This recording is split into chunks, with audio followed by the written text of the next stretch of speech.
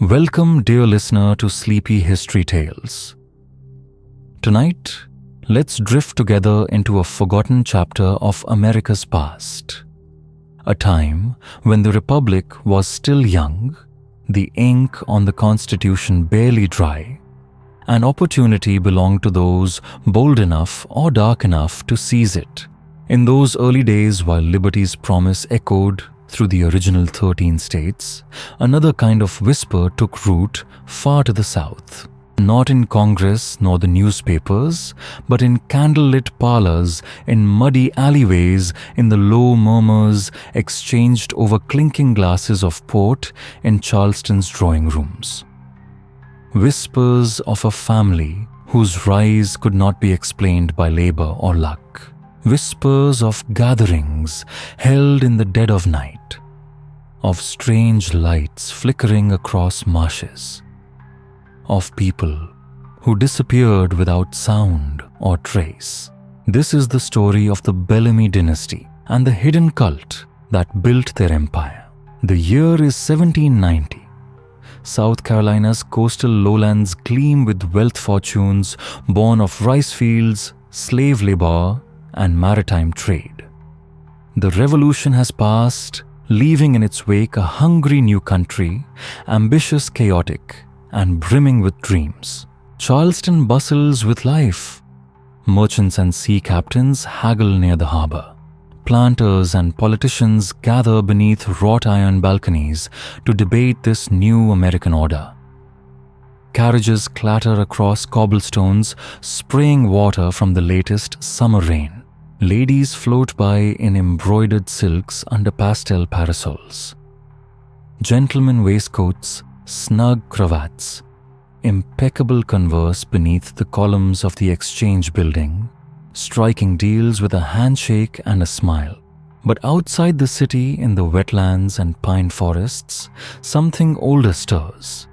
Something deeper than law or politics. Remnants of ancient beliefs, half forgotten in the old world, cling here like moss.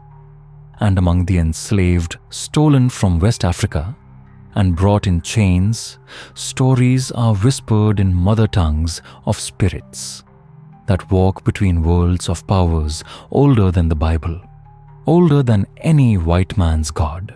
Behind locked doors in certain parlors, curiosity gives way to obsession. Christian piety is worn for show, but in secret, some of Charleston's wealthiest citizens seek truths far stranger than scripture. None know this better than the Bellamy family, whose estate Raven's Rest stands nearly 20 miles northwest of Charleston, rising like a relic out of the sea of gold-green rice fields. Their great white mansion, lined with Doric columns, crowns a gentle hill. By day, Raven's Rest is a postcard of southern prosperity. By night, especially when the moon turns her face, it becomes something else entirely. Thaddeus Bellamy first arrived in the colonies in 1760. He was a man of modest means, but unsettling ambition. Records from Charleston's maritime office list him as a London merchant, about 30 years of age, traveling alone. He arrived with only one ship to his name, the Midnight Star, a 3-masted schooner, long past her prime, hull weather-beaten sails, patched and faded. And yet, within a year, Thaddeus had carved out a thriving trade route between Charleston, Jamaica, and Barbados, where other ships vanished to storms or piracy. The Midnight Star always returned intact and heavy with exotic goods that fetched extravagant prices. Some said Thaddeus had an uncanny instinct for the weather, sending his ship just as fair winds rose and calling it back just before tempests struck. Others believed he'd struck deals with the pirates themselves, offering something in exchange for safe passage. But some whispered darker things, that Thaddeus kept strange company. that he performed rituals in the counting room of his warehouse during new moons. That the tides answered to him. Within a decade, his wealth grew beyond measure. The Midnight Star was soon joined by 5 sister ships, all mysteriously fortunate. His counting house on East Bay Street employed a dozen clerks. And somehow, despite the cloudy mystery of his origins, his name appeared among Charleston's finest, a full member of the exclusive St. Cecilia Society. Whenever someone asked about his family back in England, Thaddeus would give only a thin-lipped smile. He never answered directly, and something in his silence discouraged further inquiry. By 1775, as revolutionary fires spread through the colonies, Thaddeus Bellamy had become one of the most powerful men in South Carolina. He used his fortune to purchase Raven's Rest, a crumbling plantation with dark history of its own. Its former owner, Sir William Hargrove, had quietly fled to England at the first whiff of rebellion, leaving everything behind. Still with us. If you enjoy slow-burning tales like this one, true stories wrapped in mystery, please consider subscribing to Sleepy History Tales. We're just a whisper away from 1,000 subscribers, and your click might be the one that gets us there. The estate when Thaddeus Bellamy took ownership was a shadow of its former self. Its rice fields lay choked with weeds. The slave quarters stood half empty, sagging with neglect. And the once grand manor, once the pride of the region, now wore the tired face of abandonment, its white paint blistered under the southern sun, and its gardens lost beneath tangles of vine and thistle. But it wasn't the decay that unsettled the locals. Not entirely. At the very edge of the property stood something far older. A weathered stone structure almost swallowed by the encroaching swamp. Its origins were uncertain. Some claimed it had been built by early Spanish explorers. Others whispered that it predated them all, that it had stood long before any European ever stepped foot on Carolina soil. The Cuson Natchez tribes who once lived in these parts refused to approach it.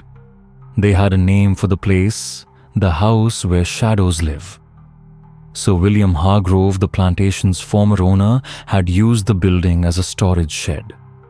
But his overseer had quietly confided to neighbors that the master never went near it after dark. Thaddeus Bellamy, however, was drawn to it immediately. Within days of acquiring Raven's Rest, he had the structure cleared of debris. Laborers were ordered to scrub. The walls reinforced the stone and bolt iron brackets into the interior. At the center of the single windowless room, he had them place a massive oak table, thick, unvarnished, as though awaiting something. When asked about it, Thaddeus offered a tidy explanation. It was to be a special facility for cultivating a new strain of rice, one that he claimed required precise handling during certain phases of the lunar cycle. The explanation sounded almost reasonable, but no one quite believed it. Among Charleston's elite, the purchase was cause for quiet gossip. Despite his rising fortune, Thaddeus was still considered an outsider, a merchant daring to climb into the planter class. Buying up a failing estate while tensions with England brewed seemed not only arrogant, but foolish. Rice plantations demanded enormous labor and capital. War threatened both. Everyone knew this, but Thaddeus Bellamy didn't seem concerned. He continued restoring the manor, purchasing new slaves, and expanding the grounds. He moved forward, not with hesitation, but with the calm of a man who already knew how everything would unfold. And as war came and swept across the South, Raven's Rest did not wither like the others. While Charleston's harbor choked under British blockade, Bellamy's ships slipped through undisturbed. Where others saw shortages, he saw opportunity. His vessels brought in goods the city desperately needed, and he distributed them with practiced charm building, goodwill, influence, and quiet favors that would be remembered. When British forces occupied Charleston in 1780, Thaddeus welcomed their officers with polite hospitality. Yet, at the same time, he funneled information to the Continental Army. He played both sides with elegant precision, and when the British finally left, Charleston's patriots embraced him just as warmly. His loyalty, it seemed, was unquestioned despite his English birth. More remarkable still was the land itself. While drought and flood ruined neighboring farms, Raven's Rest yielded abundantly. Bellamy's crops flourished with unnerving consistency. Patrols never troubled his supply lines, and the labor force, originally resentful quiet in their resistance, became eerily efficient. Visitors remarked on the silence. The way the enslaved moved in unison, heads bowed, never speaking. Commands were followed instantly. No protest, no hesitation. Some guests admitted with discomfort that it felt less like obedience and more like trance. Thaddeus, of course, smiled away such concerns. He chalked it up to his enlightened methods, his careful management, and humane treatment. A modern approach, he would say. But then, there were the disappearances. Once each month, always, during the new moon, Thaddeus would summon one of the strongest male slaves. He told the overseer they were needed for special duties. The man would walk with him into the stone building. None ever came back. When curious neighbors inquired, Thaddeus explained calmly, confidently, that those men had been transferred, sent to work aboard his ships or sold to inland plantations. A routine matter. Yet, not once did a name reappear. Not in any port registry, not in any sale record, and the other slaves never spoke of the missing. Not even in hushed tones, not even when they believed themselves alone. Their silence was perhaps the most chilling detail of all. By 1790, Raven's Rest had expanded to over 5,000 acres. Its fields produced the finest Carolina gold rice in the region. The once crumbling manor now shone in the sunlight, its white columns restored to their former brilliance. Inside, European tapestries and paintings lined the walls, chests of polished teak, velvet drapes. Everything imported, everything immaculate. Even the gardens had transformed. Curiously exotic plants, some of which no botanist could place, sprouted in perfect symmetry. Their petals glowed faintly at dusk, and their scent lingered in the humid air, sweet and thick enough to induce dreams or headaches, depending on whom you asked. And Thaddeus himself, at 60 years of age, he remained striking. Towering, lean and composed, with a gaze that seemed to pierce rather than observe. His eyes, icy blue, could make even seasoned men avert their own. His hair, once a deep chestnut, had silvered at the temples, only enhancing his presence. And his hands, not the rough hands of a planter. Not calloused, not worn, but long, precise, and immaculately clean, like those of a surgeon, or a scholar, or someone who had never needed to touch the soil at all. But what lingered most in the memory of those who met him, what truly set Thaddeus Bellamy apart, was his voice. Deep and resonant, smooth as aged mahogany. It had a rhythm that disarmed even the most hardened negotiator, and a warmth that could soothe the tears of frightened children. When Thaddeus spoke, people listened often, finding themselves nodding in agreement to terms they hadn't meant to accept. His charm extended beyond business. His very presence commanded attention. But those who encountered his wife Constance were struck in a very different way. She was 20 years his junior, a striking woman, with raven dark hair and pale, almost luminescent skin. She rarely left the estate. She had appeared suddenly quietly in Charleston society just after the war's end, introduced as the daughter of a French merchant from New Orleans, whom Thaddeus had met on one of his business ventures. They married quickly, with none of the long formal courtships their status typically required. Whispers, of course, followed. Some speculated she was already with child when they wed, yet no baby arrived until a full year after the ceremony. Constance Bellamy did little to endear herself to Charleston's elite. She was the perfect counterpart to her husband's sociable charm, still silent and observing. At the rare events she attended, she rarely spoke. But her dark eyes seemed always to be watching, measuring, noting things others missed. She dressed impeccably always at the height of French fashion. Yet, her palette remained somber midnight blues, deep purples and blacks. These shades, rather than diminishing her, gave her an ethereal glow under candlelight. Guests often described her as ghost-like, striking, unsettling, and unknowable. Around her neck, she wore a silver pendant. Always the same, etched with symbols that belonged to no known language or religious tradition. When asked, she would touch it gently and whisper, "A family heirloom, too precious to remove." Together, Thaddeus and Constance had 3 children.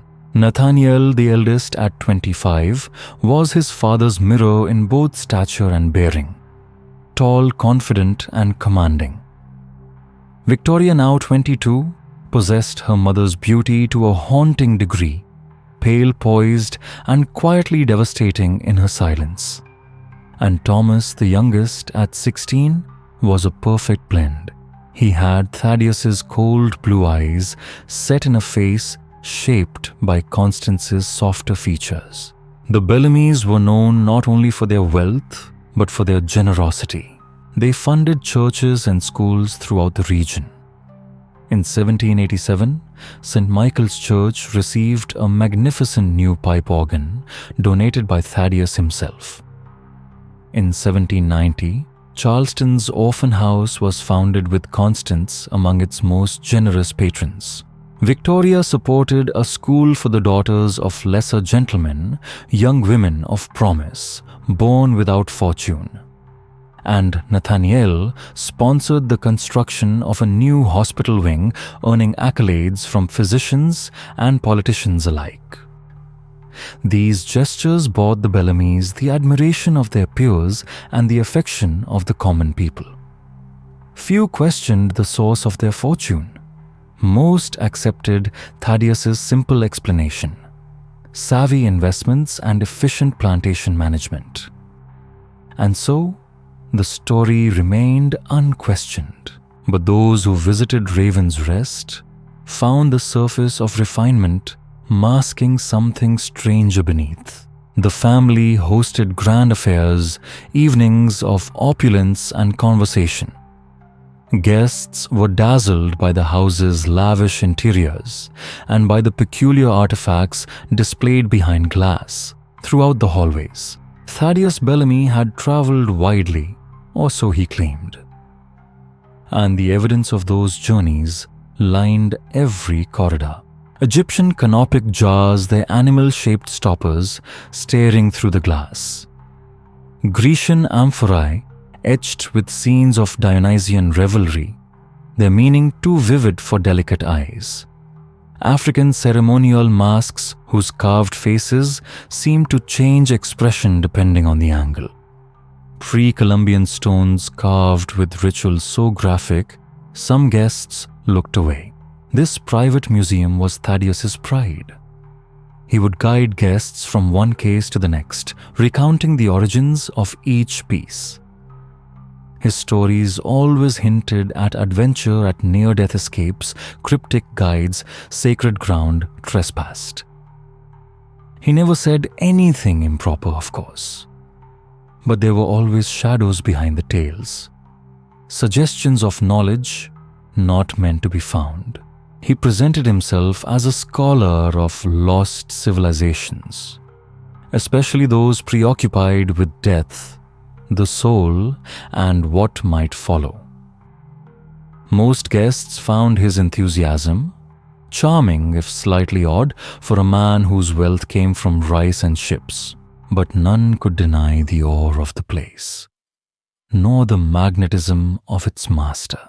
Every gathering at Raven's Rest concluded in the grand dining room beneath a chandelier of cut Venetian crystal flickering with candlelight.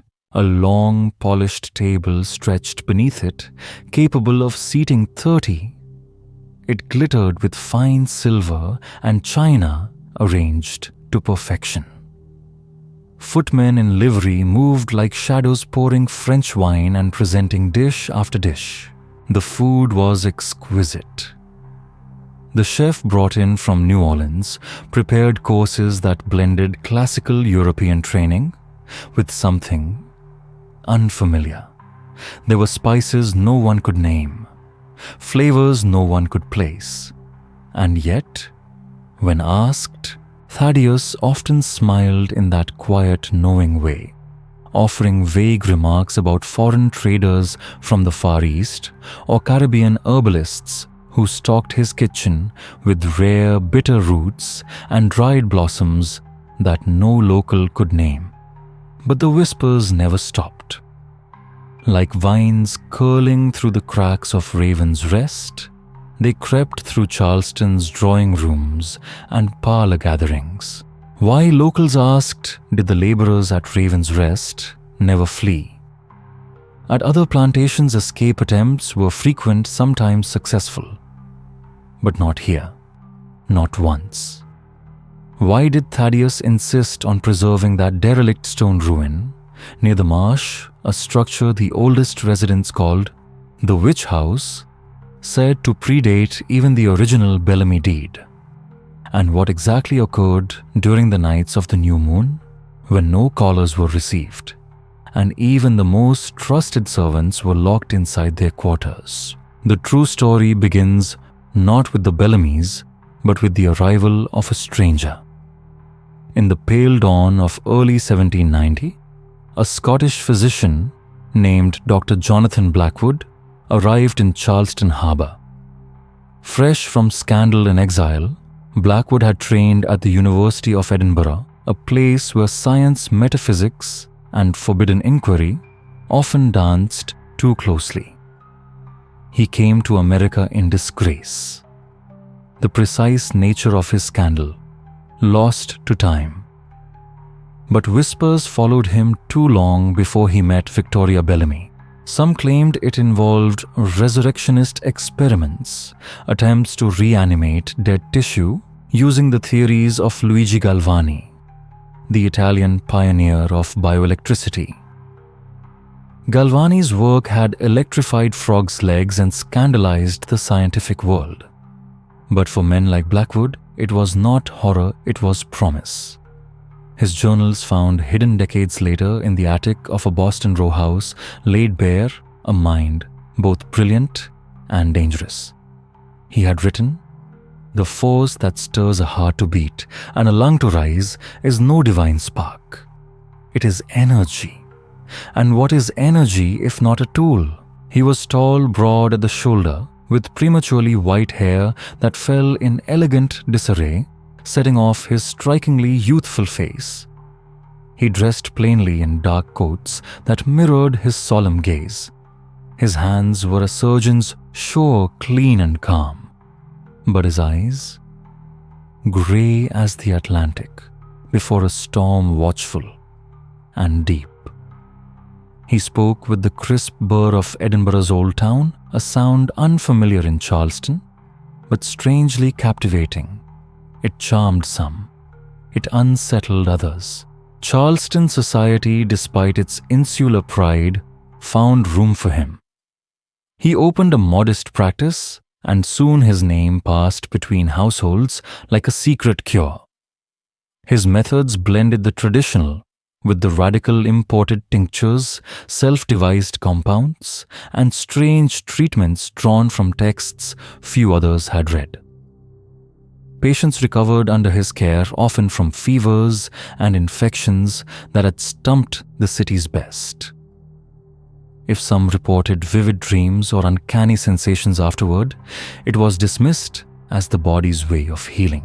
It was one spring evening at a ball in the governor's mansion that fate introduced Blackwood to the Bellamy family. The occasion: a celebration of South Carolina's ratification of the Constitution. The city's elite glittered beneath chandeliers that spilled candlelight across silk and polished shoes.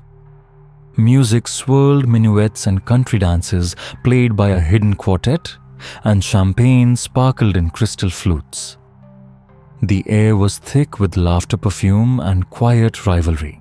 Victoria Bellamy stood apart, not just because of her beauty, though it was undeniable. She had the kind of presence that made silence feel more charged than conversation. While other young ladies exchanged coy glances and whispered behind fans, Victoria watched the room with the calm detachment of a chess master.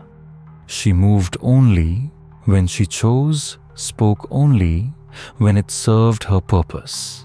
Her gown was a dark crimson so deep it nearly appeared black under the flickering light. The Parisian cut of her bodice challenged Charleston's more conservative tastes, and she wore it without apology. Around her throat shimmered a silver chain, holding a pendant like her mother's but etched with symbols that didn't match any known family crest. Angular interlocking, geometric and hypnotic. Dr. Blackwood saw her before he understood he was looking.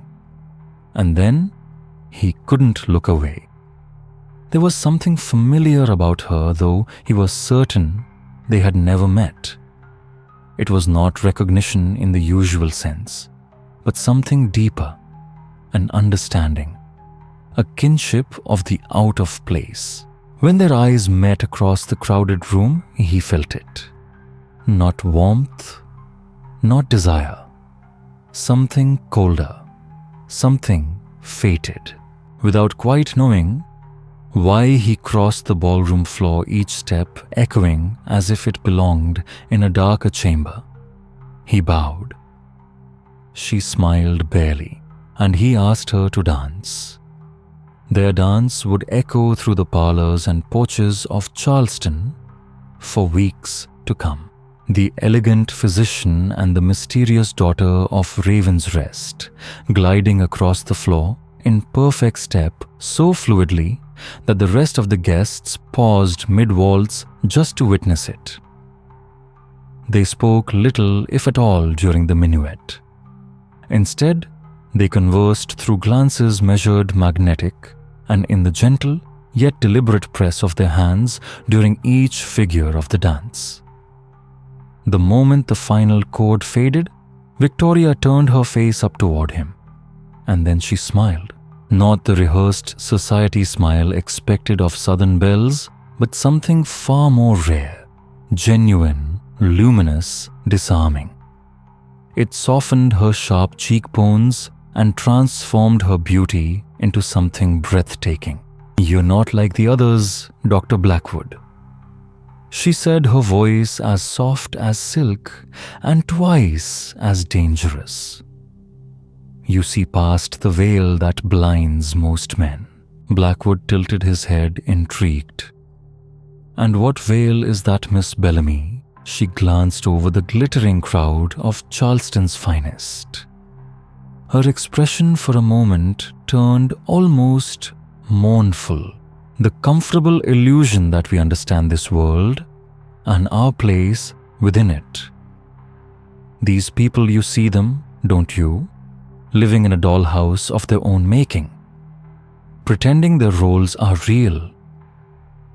But there are older forces at work, greater purposes to serve. Her gaze returned to him, darker now, wiser. And I believe you already know this. But before Blackwood could reply, a figure materialized beside them. Silver hair catching candlelight smile, perfectly practiced. "Victoria, my dear," said Thaddeus Bellamy. His voice too smooth to be warm. "You must introduce me to your new acquaintance." Though his words were polite, his expression suggested he needed no introduction. In the days that followed, Blackwood found himself thinking of her constantly. Victoria's cryptic remarks had stirred something deep in him, something restless and familiar, a quiet rejection of the neat, rational answers his European education had offered. He had come to America to escape those constraints, to explore questions the old world had already declared closed. Perhaps the Bellamys, with their strange poise and unorthodox air, might hold keys to doors he'd only dared imagine. And so, he began visiting Raven's Rest. Officially, it was to attend to small ailments among the household. Unofficially, he simply wished to see her again. His first visit came by way of a convenient summons. Constance Bellamy was reportedly suffering from severe migraines, and the family's regular physician was indisposed.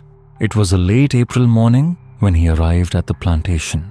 The heavy southern air humming with bees, thick with the scent of magnolia blossoms. At the great door, he was met by a slave, an older man, with deep-set eyes and skin the color of carved mahogany. But there was something off. His face bore no expression, not even the careful mask of deference most enslaved men were trained to wear. His gaze seemed to pass through Blackwood rather than settle on him, and when he spoke, the voice was flat, mechanical. There was no warmth, no Carolina cadence. "The mistress awaits you in her chambers." "Doctor," the man said, each word articulated with eerie precision. "Follow me." As they passed through the vast house, Blackwood noted the silence. Not the orderly hush of a well-run estate, but an unnatural stillness, a vacuum. No pots clanged, no laughter spilled from the kitchens, there were no echoes of footsteps. It was as if the house absorbed all sound, swallowed it whole. Heavy drapes and thick carpets turned Raven's Rest into something more cathedral than home. Constance Bellamy's bedroom was cloaked in twilight. Layers of curtains dimmed the daylight until only a grey shimmer remained, casting the room in muted cold and shadow. The air held a thick scent, not the crisp sharpness of frankincense, but something deeper foreign. A blend of spices and unfamiliar resins, almost sacred and faintly sweet. She lay on a canopied bed, pale as pearl with long dark hair spread across the pillows like ink poured on snow. Her skin in the dim light nearly glowed. "Dr. Blackwood," she said softly as he entered. Her voice held unexpected strength, almost playful. "How kind of you to attend me." He stepped closer, medical bag in hand, trying to stay professional. "Mrs. Bellamy, I understand you've been experiencing migraines." Among other symptoms, she studied him. Not the way a patient looks at a doctor, but the way a scholar looks at a riddle. Her eyes were dark and unblinking, and when she answered, her tone was calm, too calm.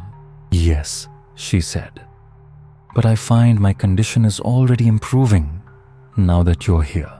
Did you feel that? That strange hush that settles in the air when something ancient brushes against the edges of the familiar Raven's Rest. Doesn't just house memories, it holds something else entirely. If you're still with us, dear listener, you know the dance has only just begun. There's far more to this story than medicine and migraines. This is Sleepy History Tales, where even the gentlest stories hide sharpened edges. The examination that followed was unlike any Dr. Blackwood had ever conducted. Not in medical school, not in private practice, not even during those strange weeks in the war hospital when men spoke in riddles after seeing too much. No Constance Bellamy was something else entirely. She answered his questions not with facts, but with parables, with unsettling poetry. When asked how long her headaches had persisted, she tilted her head. Her voice honeyed but distant. Time is such a flexible concept, don't you think, doctor? What feels like moments to one consciousness might be eternities to another. And though she smiled, there was no warmth in it, only the curious echo of someone peering through him. When he gently pressed her on the nature of the pain, she described it not as throbbing or sharp or dull, but as a pressure of knowledge straining to be born. It's like something wants to be spoken, she said softly, but language hasn't caught up yet. Throughout the examination, Blackwood found himself unsettled, not because she was evasive, but because he felt examined himself. Every question he posed seemed to be mirrored back. Her eyes never left his, and each flicker of emotion that crossed his face felt recorded, measured. At one point, with disconcerting swiftness, she reached out and clasped his wrist. Her fingers were cool but strong, far stronger than expected. She pressed gently against his pulse and murmured, "Your heart beats with unusual regularity, doctor. That suggests a man of discipline, or perhaps one whose blood carries something extra." Now, for those of you still listening and perhaps already curling beneath a blanket, take a moment to reflect. Has anyone ever looked at you like that? As if they saw past your answers and directly into what you didn't say? If this story intrigues you so far, consider subscribing to Sleepy History Tales. We're nearing 1,000 kindred spirits, and your presence would help us get there. Thaddeus Bellamy, for his part, seemed quietly entertained by the doctor's interest in his daughter. In fact, he encouraged it, even inviting Blackwood to stay for dinner on several occasions. And it was during one of these April evenings that Dr. Blackwood began to notice the peculiar rhythm of life inside the Bellamy household. Before each meal, the family, and only the family, drank a strange, steaming tea. The cups were silver tarnished by time and engraved with unfamiliar symbols, some sharp, some curved, all seeming to shimmer in candlelight. The servants brought food silently, their eyes downcast, their movements synchronized with eerie precision. None spoke. None looked at the guests. And Blackwood noticed they never stayed in the room long enough to cast full shadows. But most disconcerting of all was the mirror. On one evening, Thaddeus raised his glass in a toast, something vague and ceremonial. And as he did, Blackwood glanced toward the dining room mirror behind him. What he saw or thought he saw caused his breath to catch. Thaddeus's reflection lagged just for a heartbeat, just long enough to know it wasn't a trick of the eye. After dinner, as was the tradition in that house, the men retired to Thaddeus's study for brandy. The room was astonishing, a cathedral of books and relics. Shelves stretched from floor to ceiling, crammed with volumes in languages Blackwood recognized only faintly: ancient Greek, classical Hebrew, intricate Arabic, and others with alphabets that twisted like vines in ink. A rolling ladder allowed Thaddeus to fetch these volumes with a grace that belied his age. He moved with the energy of a younger man, smiling softly to himself as he selected tomes during their discussions. But it wasn't just the books. Glass cases lined the room, museums unto themselves. Inside, gleaming Egyptian scarabs, Roman coins bearing the hollow faces of long-dead emperors, arrowheads chipped from stone. So old their edges still whispered danger. Clay tablets covered in cuneiform lay beside a pair of bronze rings that seemed almost warm to the touch. And then, the dagger. It was displayed with the care beneath a dome of thick glass. Its blade curved like a crescent moon, but unlike metal, it did not shine. Instead, it drank in the candlelight, absorbed it, as if it remembered darker days. Its hilt, carved from something deep black and faintly translucent, wasn't quite wood or bone. It resembled obsidian, yet had a softness, a subtle give when touched, according to Thaddeus. Around it wound a filament of delicate gold wire etched with the same symbols found on the Bellamy teacups. The air in that study was thick with a scent. Few could name a blend of parchment, beeswax pipe smoke, and old secrets. It was comforting and wrong. A fire crackled in the hearth, though the evening was far too warm for one. Shadows from the flame danced across the thick oriental rug, bringing to life shapes that didn't seem entirely random. And in the silence that followed each sip of brandy, Blackwood sometimes wondered, had he walked into a home or into a collection?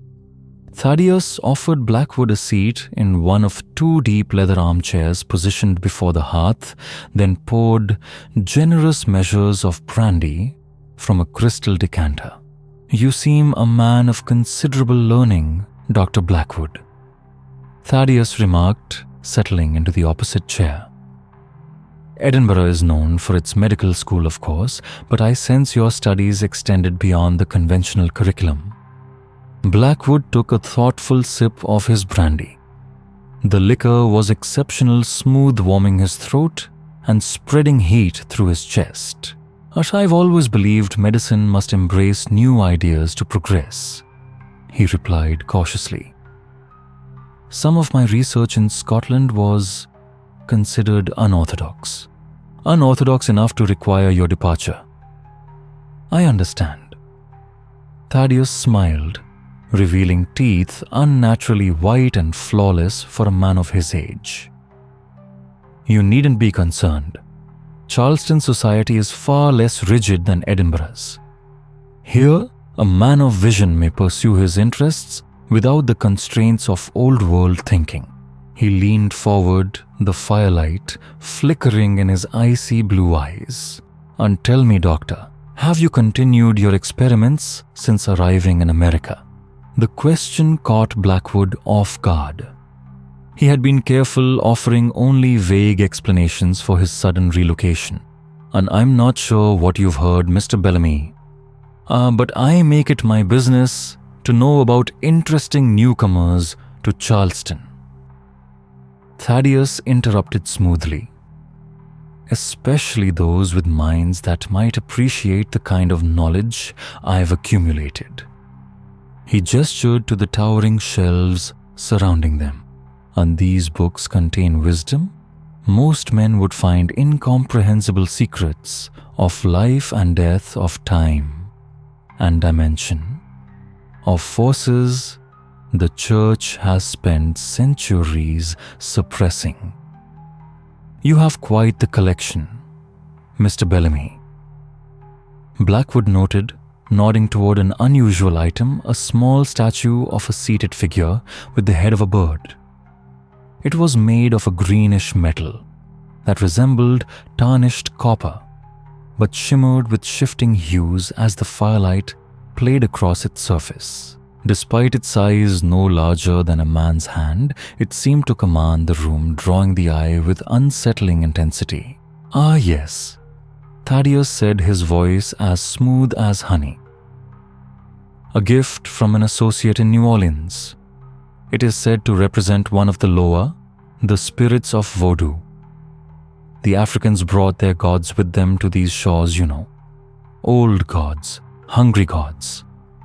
He lifted the statuette from its place, cradling it with reverence bordering on devotion. "This one is associated with crossroads and transitions, with doors between worlds. The natives of Saint-Domingue call him Baron Samedi, though he has older names, much older." He passed the figure to Blackwood, who was surprised by its unexpected weight and the chill that radiated from it, undiminished by the warmth of the fire. As his fingers closed around it, he felt a faint vibration, as though something deep within the metal stirred with dormant energy. For a brief moment, he imagined the bird-headed figure turned slightly to face him. But when he blinked, the sensation vanished. "A remarkable craftsmanship," Blackwood murmured, returning the object with care. "The detail suggests a highly developed artistic tradition." "Indeed," Thaddeus replied, placing the statuette back into its niche. "These so-called primitive cultures possess knowledge that would astonish our so-called civilized world. They understand what many refuse to accept, that the world we see is but the surface of a much deeper reality. There are entities and energies beyond our ordinary senses." He smiled again, though the expression never reached his eyes. "Do you believe in old gods, Dr. Blackwood?" The question hung in the space between them, heavy with implication. Blackwood felt himself standing at a crossroads. One path led toward the safety of conventional faith, the other into territory both dangerous and perhaps illuminating. His scientific curiosity warred with an instinctive caution. "I believe," he said slowly, "that human history is longer and stranger than most philosophies admit. Whether the powers our ancestors worshipped were divine beings or merely natural forces they lacked the language to explain remains an open question." Thaddeus's smile widened, those perfect teeth glinting once more. "A diplomatic answer, Doctor, but I suspect you and I both know that some questions can only be answered through direct experience." He raised his glass to open minds and new discoveries. Before Blackwood could respond, the study door flew open with a bang. Nathaniel Bellamy burst into the room, his face flushed, whether with anger or fear was difficult to tell. Unlike his father's composed elegance, Nathaniel's entrance was chaotic. His waistcoat was unbuttoned, his cravat crooked as though he had dressed in a rush.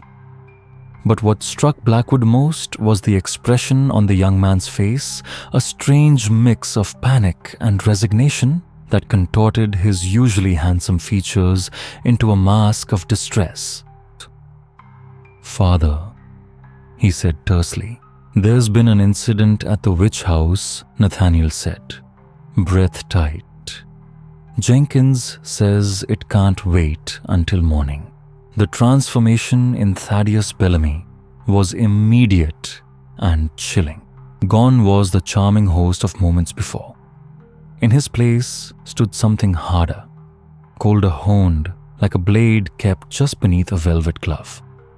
His eyes narrowed, and in the flickering firelight, their icy blue seemed to darken to an unnatural shade nearly black. His spine stiffened, the comfort and warmth of their brandy conversation vanishing in an instant, replaced by the coiled tension of a predator preparing to spring. "What kind of incident?" Thaddeus asked, voice low, razor sharp with command. Nathaniel hesitated.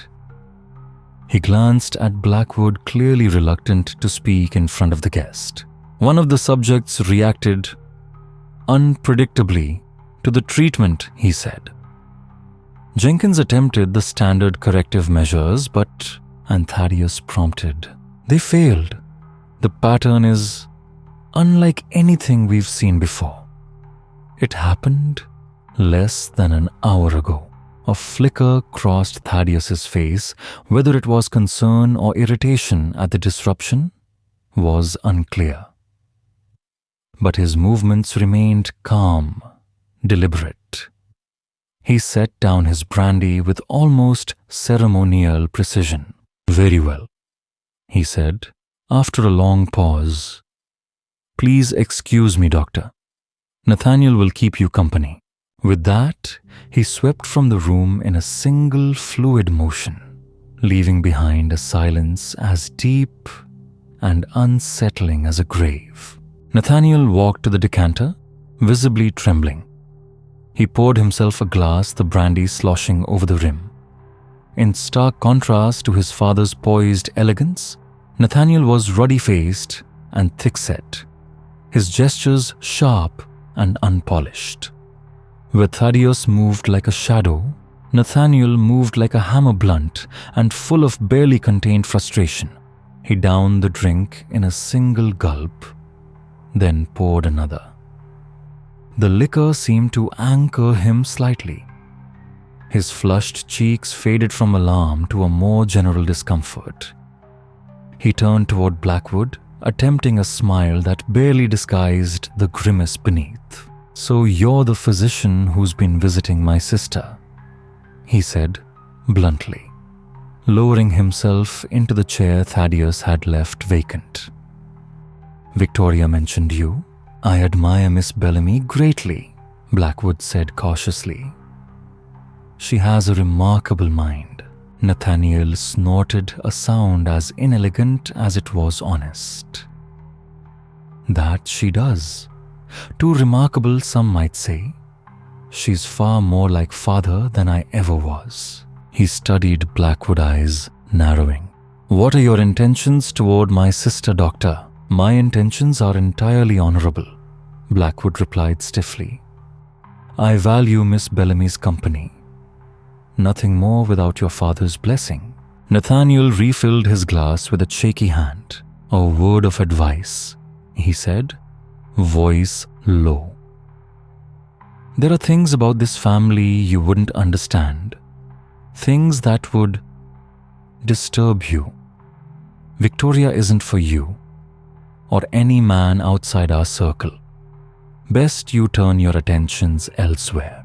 It was a warning, not shouted but cold and clear. Blackwood said nothing, but inside his curiosity flared into something sharper. What circle? What hidden truth? What horrors could lie beneath this veneer of southern grace? Before he could shape a careful response, the silence was shattered by a sound that sent a jolt through them both. A scream, long drawn out, inhuman in its agony. A raw, wrenching sound that came not from fear alone, but from the very depths of human suffering. It echoed across the grounds, twisting in the air like a dying prayer. The study walls seemed to vibrate with its resonance. Blackwood froze, every instinct on alert. It wasn't the cry of an animal, nor the accidental injury of a servant. It was unmistakably human. Perhaps a woman's voice caught in a suffering so profound, it dissolved words into pure pain. Then silence. Not the silence of peace, but the kind that follows violence. Thick, unnatural. The kind that makes the hairs on your arms rise. Nathaniel dropped his glass. It shattered on the floor, amber liquid soaking into the fine oriental rug. But he didn't flinch. His eyes were fixed on the study window, facing the rear of the property. Toward the witch house, Blackwood stood, voice rising with urgency. What in God's name was that? Nathaniel answered too quickly. Too high. Nothing. One of the kitchen boys, I'd wager, scalded himself. But his hands trembled. That was no kitchen accident, Blackwood snapped. Someone's in serious distress. If there's been an injury, I should be attending to it. You should finish your brandy and prepare to return to Charleston. Nathaniel interrupted, voice turning sharp, almost cruel. It's late. The roads are dangerous at night. Our overseer will tend to any injuries. The tension between them hung like a storm cloud, heavy and crackling with unspoken truth. Blackwood knew he was being dismissed. He also knew that pressing further could close doors that, at least for now, needed to remain open. But that scream had cut through every layer of propriety and caution. Someone on this estate was in pain. Real pain. And Nathaniel's lie had made the Bellamy family's complicity all but certain. I think I should speak with your father before I leave, Blackwood said slowly. My father is not to be disturbed, Nathaniel snapped, standing abruptly. For a man of his build, he moved quickly. I insist. Your horse is being brought around now. Blackwood did not protest. Not here. Not yet. There would be other opportunities. He made his polite goodbyes, his face a mask of calm. Nathaniel summoned a servant, a slave who led Blackwood to the front steps. Another man stood ready, with his horse reins in hand, gaze averted, the cool night air pressed close as Blackwood mounted. But his mind burned with questions. Behind him, Raven's Rest loomed against the sky, its windows glowing like watchful eyes. Somewhere deep on the property, the witch house stood silent again, but the echoes of the scream still rang in his mind. The night had cooled, and from the edges of the field, a low mist curled upward, cloaking the distant trees in a veil of ghostly white. The moon just past full lit the old road back to Charleston with a silver hue, but beneath the ancient live oaks, the shadows were thick and deliberate, as if the trees had secrets of their own. Dr. Blackwood adjusted his coat and turned to mount his horse. And that's when he saw it, movement by the side of the house. A figure, faint and pale, slipped between the columns with eerie swiftness. Then she stepped into the moonlight, and his breath caught. Victoria, her dress white as smoke, billowed around her as she moved, not with haste, but with urgency. Her dark hair had come undone, no longer trapped in the tight, aristocratic coils typical of Charleston society. It now hung wild around her shoulders, softening her presence. She looked younger somehow, or like something else entirely. Like a ghost from the folk tales whispered beneath porches when candles burned low. Dr. Blackwood. She called in a hush, glancing back toward the house. Her voice was barely audible over the rustling of the trees. A moment. Please. Blackwood stepped away from the horse, the leather reins slipping from his hand as he moved toward the shade of a massive oak. There in the quiet gloom he met her. Her eyes were wide, shining not just with fear but something more complex. Urgency, yes. Perhaps guilt. Perhaps something darker still. Her breath came quickly, and her cheeks were flushed, And then he noticed the scent. It wasn't just perfume, though, that was there, delicate and floral. It was something sharper beneath it. Metallic, like iron, like blood. "Miss Bellamy," he said cautiously. "I heard something, a commotion."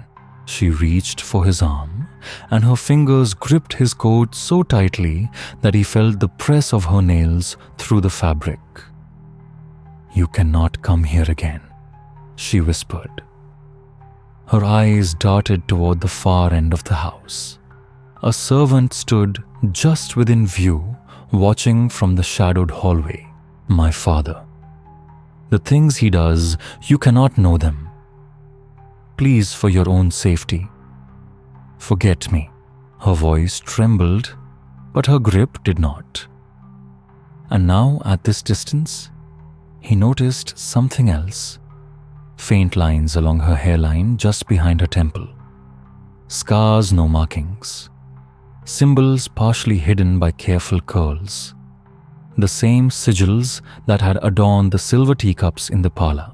"Victoria." He murmured, formalities melting into concern. "Are you in danger? Is someone hurting you?" She laughed then, but it was hollow. A sound utterly without joy. "No, doctor. Not hurting. Becoming. We are all becoming." Her gaze drifted past him toward the rear of the estate, where the strange, low-roofed structure known locally as the witch house stood in shadow. "But not everyone survives the process," she added quietly. "Not everyone is worthy." "What process, Victoria? You're not making sense." Blackwood took her gently by the shoulders. Her skin beneath the thin fabric of her dress was feverishly warm. "The covenant." She whispered so close he could feel her breath at his ear. "The older ones, they demand sacrifice in exchange for their gifts. My father, he promised them 13 souls before the dark of the next moon. Tonight was just a preparation." She stepped back. Then her eyes filled with something close to panic.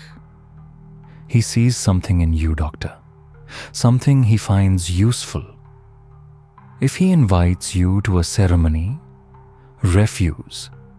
No matter what he offers, refuse." And just like that, she was gone. She darted back toward the house, white fabric trailing like fog behind her.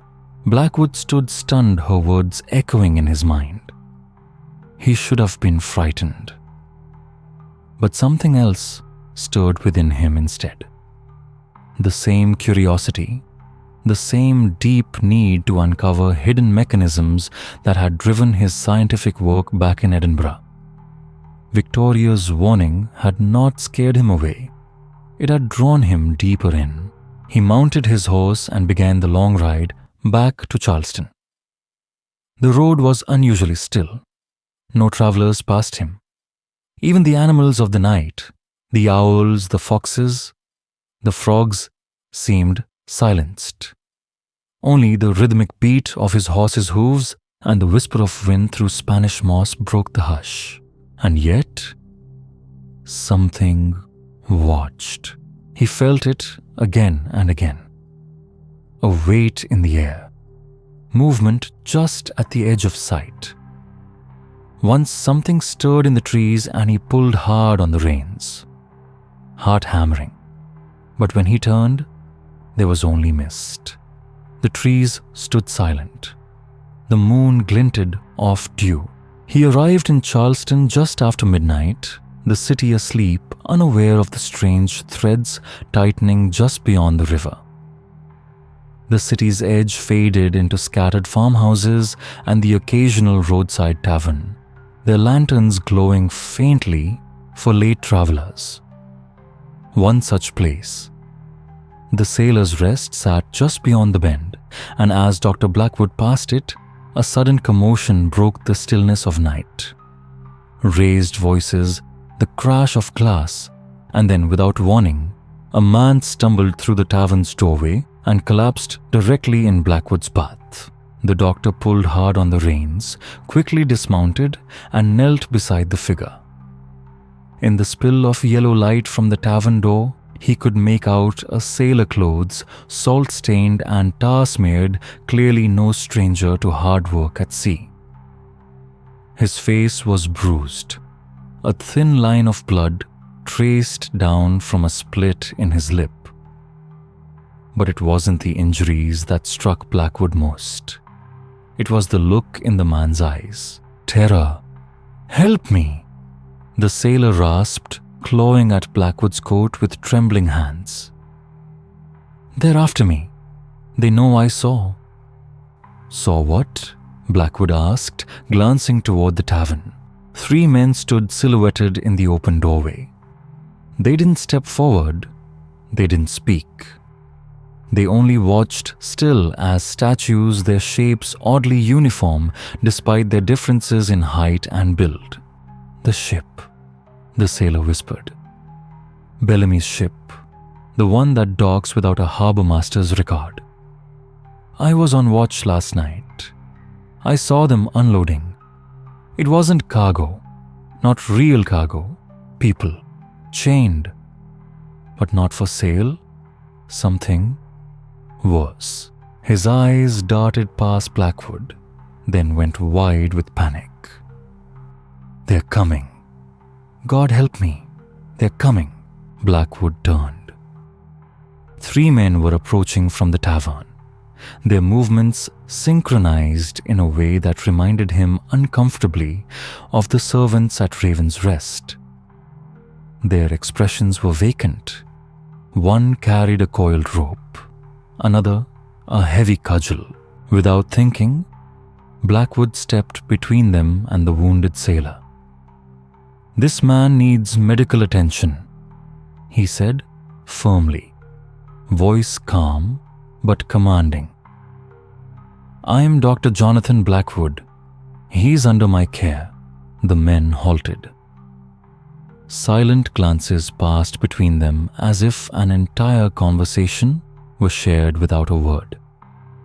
Finally, the one holding the cudgel spoke, his voice, flat, mechanical, eerily familiar. "This matter does not concern you, doctor. He is drunk and disorderly. We are returning him to his ship. His injuries suggest otherwise." Blackwood replied evenly. He helped the sailor upright. "If he's committed a crime, you can raise the matter with authorities. Until then, he's my patient." For a moment, the air thickened with tension. The 3 men moved closer, forming a semicircle that blocked the road into Charleston. Blackwood stiffened. He was outnumbered and unarmed. His only tools were the scalpels and probes in his medical bag. The sailor beside him was shaking, too weak or frightened to stand without support. Then abruptly, the men stepped back. "Oh, very well, doctor," the spokesman said, his tone unchanged. "But Mr. Bellamy will hear of this interference." With that, they turned and retreated toward the tavern, walking in eerie unison, like marionettes, drawn by invisible strings. Blackwood wasted no time. He lifted the injured sailor onto his horse and walked beside them the rest of the way into Charleston. The man slumped in the saddle, semi-conscious. By the time they reached Blackwood's modest home and surgery on Trad Street, he was muttering nonsense about eyes watching from the dark, about the ones beneath always hungry. Blackwood settled him in the small observation room and examined him thoroughly. The external wounds were superficial bruises, scrapes typical of a bar fight. But the sailor's pulse was rapid and unsteady, his skin cold and clammy despite the heat of the evening. Most troubling were his pupils, pinpoints even in the dim candlelight. The man had been drugged. Blackwood administered a calming tincture and sat at his desk to record everything while it was still clear in his mind. As he wrote, the patterns began to form the strange restrained behavior of the Bellamys, the unnatural blankness in their servants' eyes, Victoria's quiet warnings.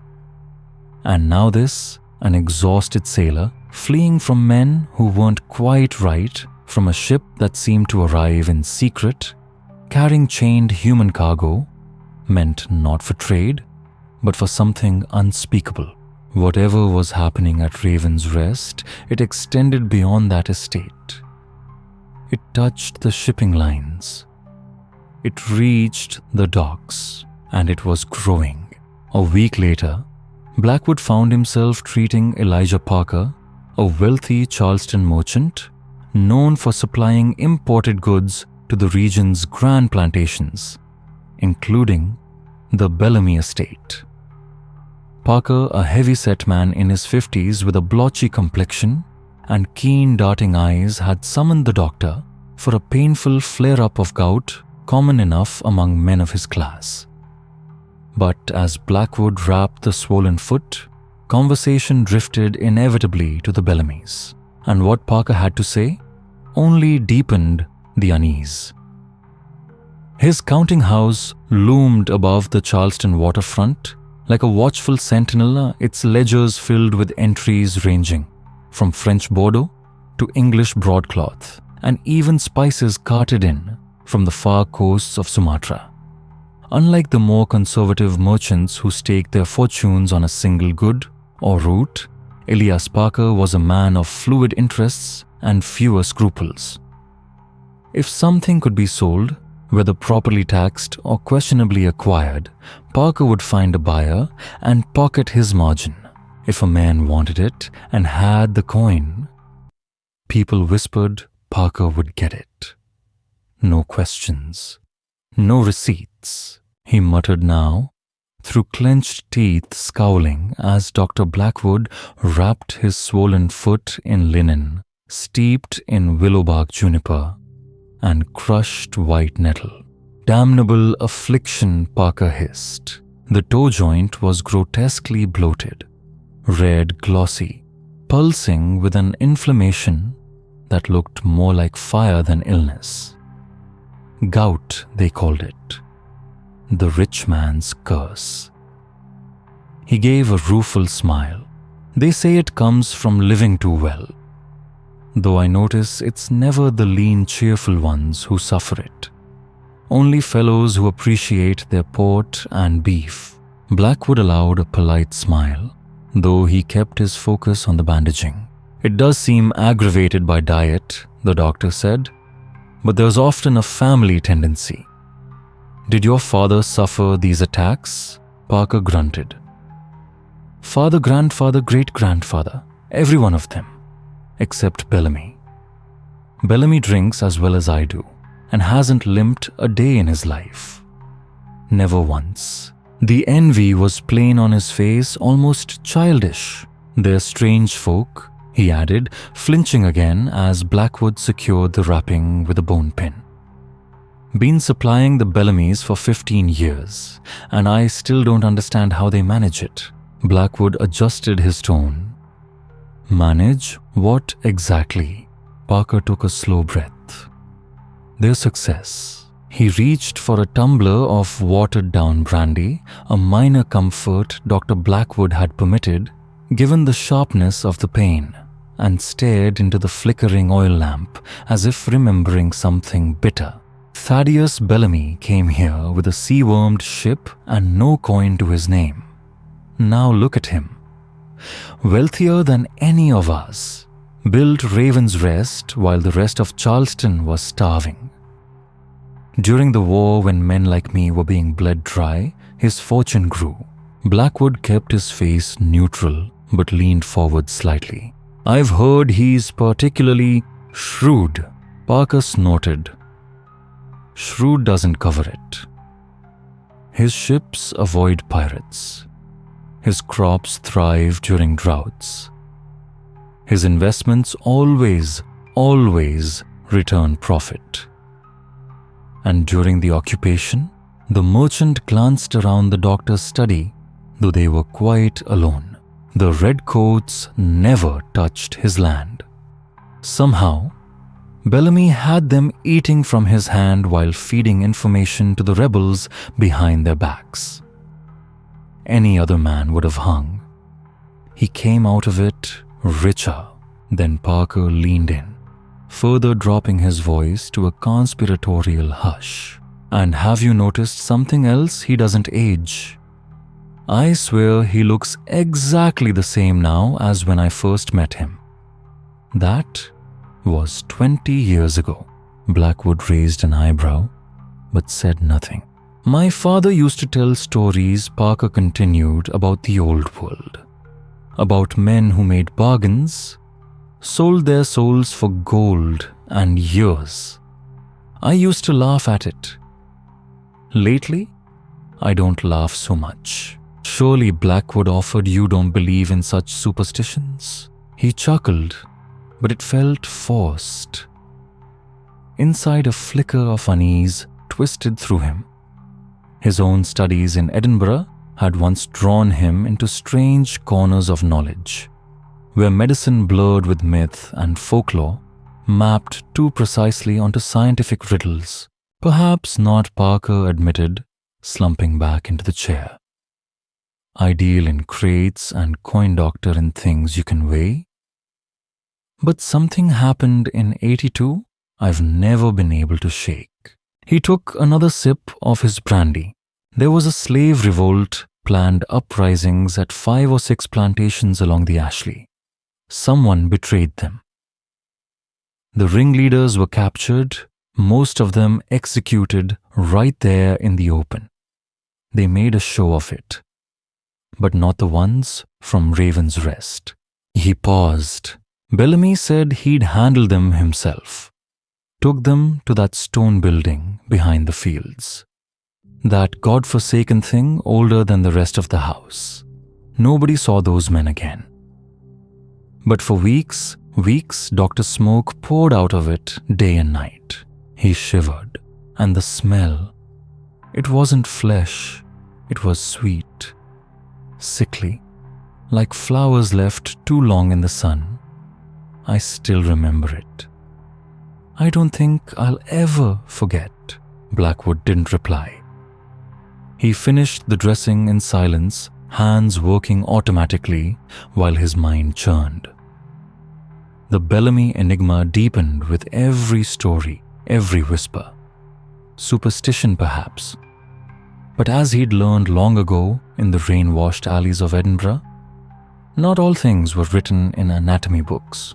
As a man of science, Dr. Blackwood was slow to leap toward the supernatural. He preferred data over whispers, patterns over portents. But Raven's Rest had altered something in him. He had seen too much, far too much, to continue clinging tightly to the rational world. The servant's unnatural stares, the flickering shadow that moved before Thaddeus Bellamy's body caught up with it. The tea that left his mouth tingling and those symbols etched in soot and chalk, which pulsed faintly under candlelight as if aware of being watched. No, something was happening. And whether it was alchemical or truly infernal, whether it involved demonic pacts or forgotten sciences, it pointed to one terrible conclusion. Whatever the Bellamys were doing at Raven's Rest, it required people, not guests, not laborers, not slaves for trade, subjects. The sailor's words came back to him in a rush, his voice cracked and wild. Not cargo, not proper cargo, people, chained people. But not for selling, something worse. Blackwood's pen trembled that night as he wrote a cautious letter to an old colleague at Edinburgh University. He requested any documentation, however obscure, linking occult practices to early colonial settlements. Then he tucked the letter inside an envelope and sealed it with wax. While he awaited a reply, he turned his attention back to Charleston, speaking discreetly with anyone who had ever done business with the Bellamys or ventured near Raven's Rest. From the harbor master he learned that ships owned by Thaddeus often returned from the Caribbean long after dark.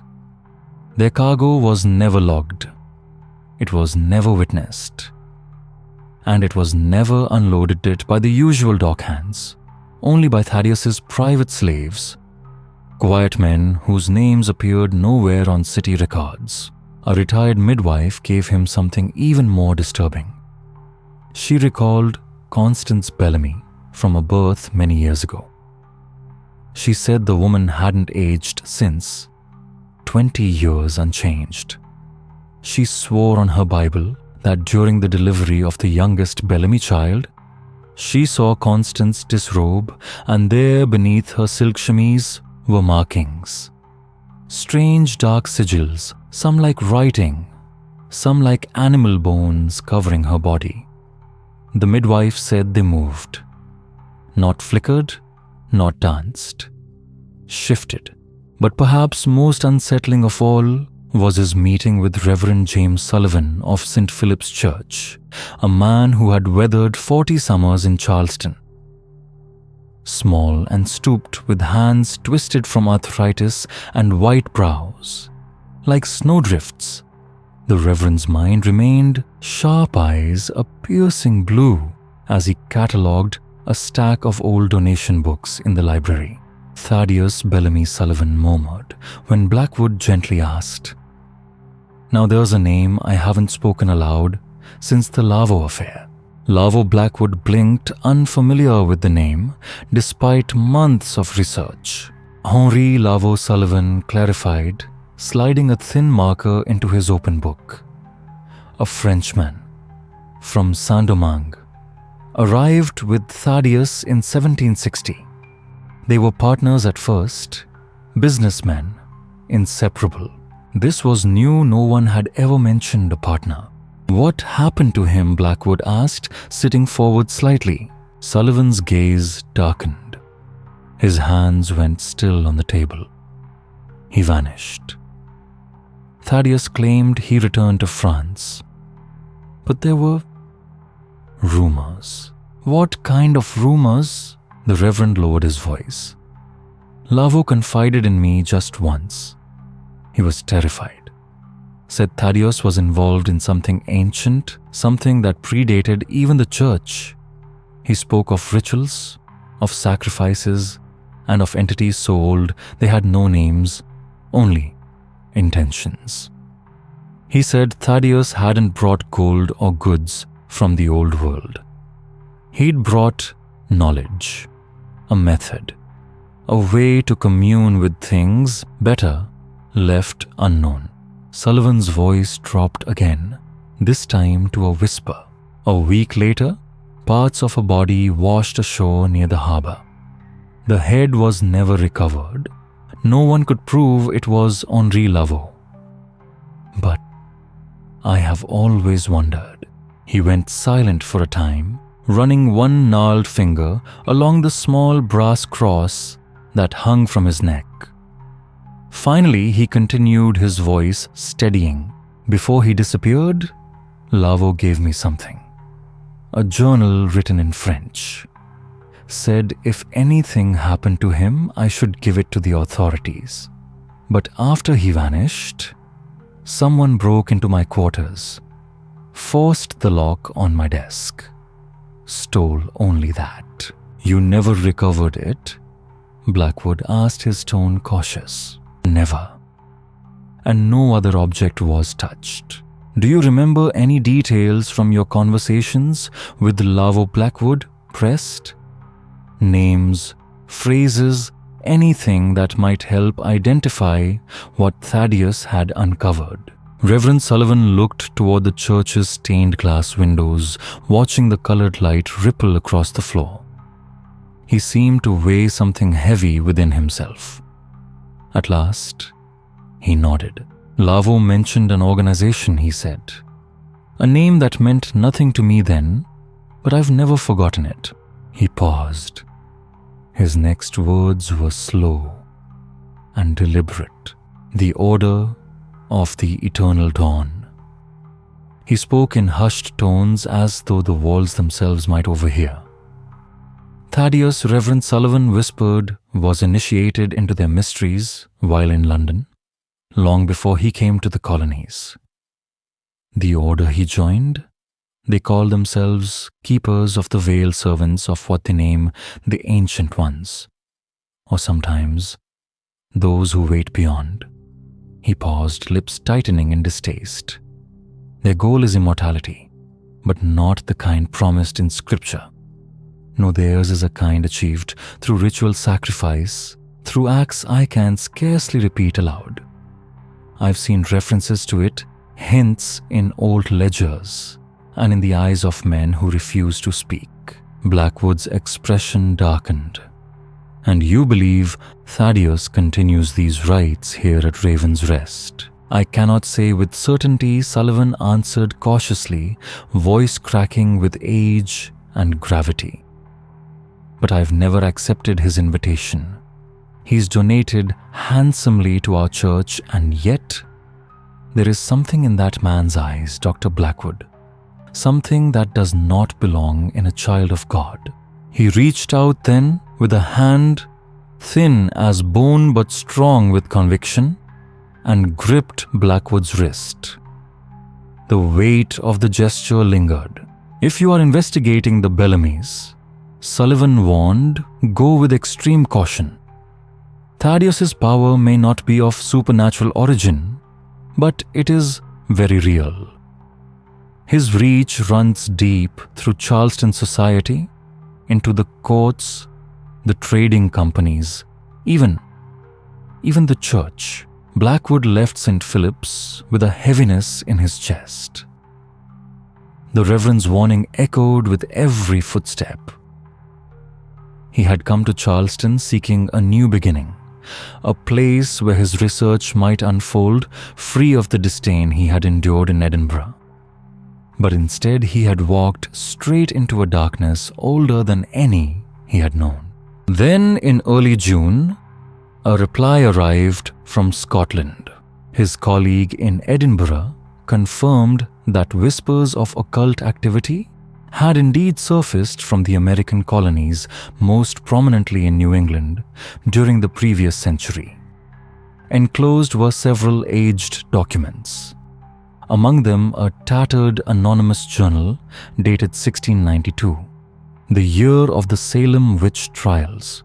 That night, beneath a flickering lamp in his study, Blackwood turned the fragile pages. The handwriting was small and spidery. The ink faded to the hue of dried blood. Time and moisture had gnawed at the paper's edges, but Blackwood read through it, all translating the archaic script, piecing together what remained. What he discovered chilled him to the marrow.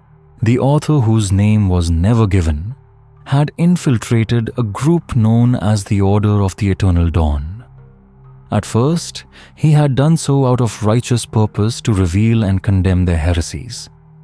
But his entries became increasingly fragmented, confused, as though something had changed in him the longer he stayed. The order, he wrote, had begun in England, but took root in Massachusetts by the 1680s. They presented themselves as a philosophical circle, a society of learned men, dissatisfied with the limits of Puritan thought. But behind that mask was something far more dangerous. They speak the journal read of entities that predate creation, beings so ancient, so immense, that human ideas of good and evil are meaningless to them. They dwell beyond in realms adjacent to our own, separated by veils. Veils that the order intends to tear. Blackwood stopped reading to steady himself. The journal detailed rituals designed to weaken those barriers. Ceremonies conducted only when the stars were right. Certain celestial alignments, the author claimed, opened passages between worlds. Blood sacrifice was essential. At first they used livestock, but soon the offerings became human. Indentured servants, native men and women, those the colonies would not miss. And then came the worst part. When the ritual succeeds, the entry read something arrives. I cannot describe its form. It is not fixed. It shifts with each breath, each movement, as though flesh and bone are burdens it can discard. Those who saw it, truly saw it, collapsed. Some wept blood. Some screamed until their voices broke. And yet, one among them approached without fear. Magistrate H, the author wrote, stepped forward. He carried a silver basin filled with blood and offered it to the thing. It touched his brow, not with a hand, but with something else. A limb, a tendril, I cannot say. But where it touched the skin, burned. When the glow faded, a mark remained. A scar, shaped like no earthly symbol I know. Dear listener, are you still with me? If your eyes are heavy and your room dark, imagine for a moment what it must have felt like turning those pages in the flicker of gaslight. Would you have kept reading? And before we continue, a gentle nudge, if I may. Sleepy History Tales is nearing 1,000 subscribers, and every single one of you helps keep these strange and somber stories alive. If you haven't subscribed yet, it would mean the world to me if you clicked that button. Especially if you enjoy drifting off to tales that twist and linger. Now, shall we return to the order of the eternal dawn? Have you ever wondered what secrets were buried after the Salem witch trials ended? What rituals continued in shadows long after the pyres went cold? According to the journal, Blackwood uncovered the cult that called itself the Order had not died out, they had merely retreated. Driven from Massachusetts following the hysteria of 1692, they slipped away under cover of night southward. Their departure wasn't because of guilt, but because one of their rites had gone horribly wrong. Several young women, likely daughters of Puritan families, were subjected to something not meant for the waking world. The energies summoned overwhelmed them, cracked their minds. And when they began accusing others in frenzies of madness, the Order knew the veil had lifted too far. Attention was too sharp. They scattered, but not before crafting something lasting. The most disturbing passage described a ritual tea, an infusion brewed from a plant not native to these shores, but to the Caribbean. It was said to be consumed only during the dark of the moon. A few drops of human blood were required to complete the brew. When taken regularly, it slowed aging. It opened communion. Not with saints, not even spirits, but with them, the old ones, the watchers, the ones who wait in folds of time and thought beyond the comprehension of mortals. Those who drank the tea were said to change not in appearance, but in essence. Their flesh remained as it was, untouched by the years. But inside, they were remade, transformed. No longer did they dream as men dream. When they closed their eyes, they saw, but not through their own eyes, through something else's. They heard voices that never ceased whispering from the edges of sleep, offering power, forbidden knowledge, and terrible purpose, if only they would continue to serve, and occasionally to sacrifice. The journal ended without warning. A mid-sentence break ink trailed off. No signature, just silence. Blackwood could only assume its author was silenced before the tale could be finished. Alongside it was a letter from Dr. Fraser. He was cautious in tone but not dismissive. He acknowledged the journal's hysteria, yes, but pointed out that certain details echoed real accounts. Rituals like this, he said, had been documented before. In Haiti, in Jamaica, in back alleys of cities built on forced labor and whispered prayers. Their African spiritual traditions had blended with European occultism, giving rise to something new, something potent. A form of syncretism, rituals for reaching through, and perhaps being reached back. I need hardly remind you, Fraser wrote to Blackwood, that our scientific grasp of consciousness is still hopelessly incomplete. There is precedent, strong precedent, that chemical influence on the mind can produce experiences that defy ordinary explanation. Whether these so-called entities exist as independent intelligences or merely as projections from the human subconscious, we cannot say. But I urge caution. Some truths once seen cannot be unseen. That night, Blackwood dreamed of Victoria Bellamy. She stood at the edge of a dark pool somewhere in the woods beyond Raven's Rest. She wore a white nightgown that rippled despite the still air as if stirred by currents that didn't exist. The surface of the water was black as oil, yet it glowed faintly illuminated from within. Beneath the surface lights moved like ancient fish or serpents impossibly large. Victoria turned toward him slowly, and what he saw was not her. Her beautiful face cracked open like porcelain, revealing something beneath, something old, something not made to wear a human shape. From the fissures in her flesh spilled tendrils of shadow, twisting through the air, reaching toward him. And in the voice that was not her own, she offered him something knowledge and power, vast and ruinous. The price a simple one: surrender. He woke gasping, soaked in sweat. The dream lingered, vivid, burned behind his eyes. Outside, the first blush of dawn broke over Charleston's soft rose and pale gold, spilling over slate rooftops.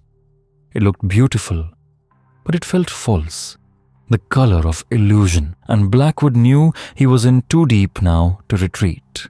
He told himself his persistence was for the safety of others, that too many lives were at risk, that the truth must be uncovered. And yet, he returned to Raven's Rest again and again, always with a reason. A slave with a persistent cough, a kitchen maid burned while preparing the evening meal. Every ailment, no matter how minor, offered him a glimpse deeper into the house, into its habits, into the patterns. He noticed symbols etched faintly into the lintels above certain doorways. He studied the decorative tiles in the parlors and halls which echoed the marks on the teacups from Victoria's garden. Some rooms felt unnaturally cold, even at the height of the sweltering southern summer. And though he never said it aloud, he searched for that stone building Parker had spoken of, the one far from the main house, deeper in the Bellamy land. But his movement was always watched, and not subtly. The Bellamy slaves, silent, obedient, but never unseeing, shadowed his steps with soft-footed precision. He could not shake them. Several times he nearly broke away to explore. He imagined vanishing through the hedgerow and into the deeper woods where that stone shape waited. But each time he hesitated, because deep down, Blackwood wasn't sure whether what he'd find would answer his questions or erase the man asking them, "You're still with us?" Then I think you're ready to follow this mystery to the end. These stories aren't just meant to pass the time. They're meant to echo just a little when you turn off the light. If that sounds like something you'd like more of, help us grow. Sleepy History Tales. We're almost at 1,000 subscribers, and every one of you helps us keep unearthing these quiet, forgotten corners of the past. Hit subscribe and let's keep searching together. These servants with their glassy eyes and choreographed precision were never far behind. Each time Dr. Blackwood dared to wander beyond the expected paths of the Raven's Rest plantation, they emerged as if summoned not to confront, but to guide. Always calm, always silent, always steering him back to the corridors and courtyards deemed appropriate. They didn't restrain him, they didn't speak, but their presence was more effective than any locked door. His visits to the Bellamy estate had become a performance one where the script was clearly written by someone else.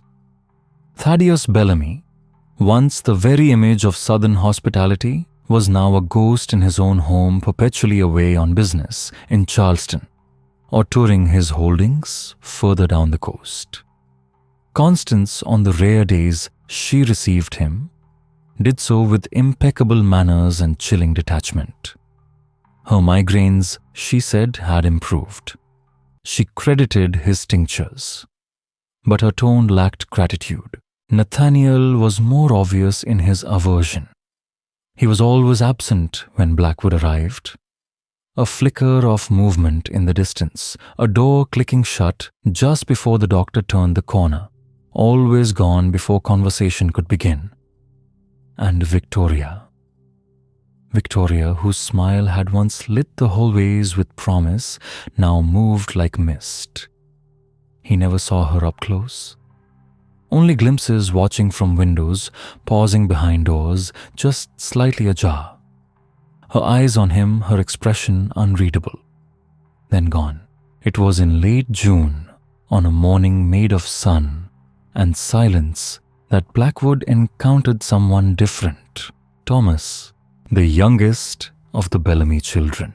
He was no mirror of his siblings, no heir in waiting. Thomas was poetry where Nathaniel was posture. He walked through Raven's Rest like a guest, never quite at ease, as though he'd woken from one dream only to find himself in another.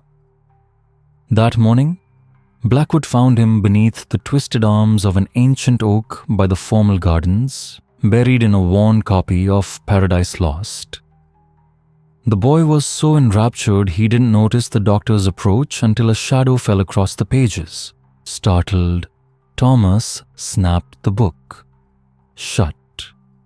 His face clouded with guilt, like a child caught in a forbidden act. "Are you fond of Milton Blackwood?" asked, sitting down beside him with practiced ease. Thomas hesitated, but nodded. The question and the gentle tone behind it seemed to disarm him. He relaxed. "A little. I find comfort in his words," he said quietly. Fingers brushing the leather spine. "The mind is its own place and in itself can make a heaven of hell, a hell of heaven." He looked away. "Sometimes I feel that way about this place." "Raven's Rest?" Blackwood asked, not pressing, but not looking away either. Thomas nodded. He scanned the gardens before speaking again. No one nearby. Only a lone enslaved man tending roses far in the distance. "This place, it changes people," Thomas whispered. "Father, Nathaniel, even Victoria. They talk about legacy, about knowledge passed down through the generations. But I've seen what that legacy costs." His voice faltered. The words caught in his throat like thorns. "The witch house," he said finally. "They take people there. And those people, they don't come back. For the first time, the name rang clear. The witch house. Blackwood leaned in slightly, the air thickening around them. What happens in that building? Thomas. The boy's lip quivered. His eyes brimmed with tears. I'm not supposed to know, he whispered. But last year, during the dark of the moon, I followed them. Father, Nathaniel, Victoria, even Mother. They wore red robes. I thought maybe it was a ritual, something old and southern. Something passed down like they always say. But he paused. There was a man, he said, tied to a stone table. They were chanting. Not just my family, others too. Families from Charleston. Important names, names you'd recognize. They cut him, took his blood in a silver bowl. And then something came from the shadows. Blackwood held his breath. I couldn't see it clearly, Thomas said, his voice shaking. But it wasn't human. It moved wrong. Too many limbs. Or not enough. The boy buried his face in his hands. I ran. I've never told anyone. If Father knew, he'd say I was ready, that I needed to be initiated. But I don't want to. I don't want any of it. I dream about that thing. It talks to me. In the dark, it tells me I belong to it. He looked up, eyes wide with fear, shining with desperation. You have to help me, doctor. Before the next dark moon. That's when they'll come for me. Blackwood reached out, resting a steadying hand on the boy's shoulder. He could feel the tremor in his bones. A boy imprisoned in a gilded cage, trapped in a legacy, written in blood. If you're still with us, listener, you're not alone in feeling the weight of this story. Sleepy History Tales is built on true whispers from the past. Quiet voices lost in the archives. And if this story is pulling you in, if you're waiting for the next turn in the dark, please consider subscribing to the channel. We're nearly at 1,000 subscribers, and every single one of you brings us closer to telling more untold histories just like this. Thank you for watching or listening, and for walking with us into the forgotten corners of the past. Shall we continue? The young man's terror was unmistakable, sharp, raw trembling through every word. And Blackwood, for all his scientific resolve, felt the truth in it like a chill at the back of his neck. When is the next dark moon? He asked. Thomas glanced over his shoulder, voice barely audible. July 11th, he whispered. Less than 2 weeks from now. They're planning something special. Father says the stars will align just right. His face paled. They've been bringing people in for weeks, keeping them locked in the cellar beneath the witch house. The phrase alone seemed to change the light in the forest around them. Blackwood leaned closer, listening. I heard Father speaking to Nathaniel Thomas He said this ceremony will be the culmination of decades of preparation, that the older ones will finally bestow their greatest gift upon the faithful. Blackwood's voice dropped. What gift? Thomas hesitated, then spoke the words he had barely dared to think. The secret of transformation. Blackwood's mouth went dry. Transformation into what? Thomas turned toward him. Something beyond human, he said. Something that doesn't age, that doesn't die. Father says it's the next step in our evolution, but Thomas's voice cracked. I've seen what happens to the servants they pick for special duties. They come back wrong. They move strange. Their eyes don't track right. They do whatever they're told, no hesitation. No soul left. He grabbed Blackwood's arm, desperate. I don't want to become like that. I don't want to lose myself. Blackwood's mind spun, connecting fragments.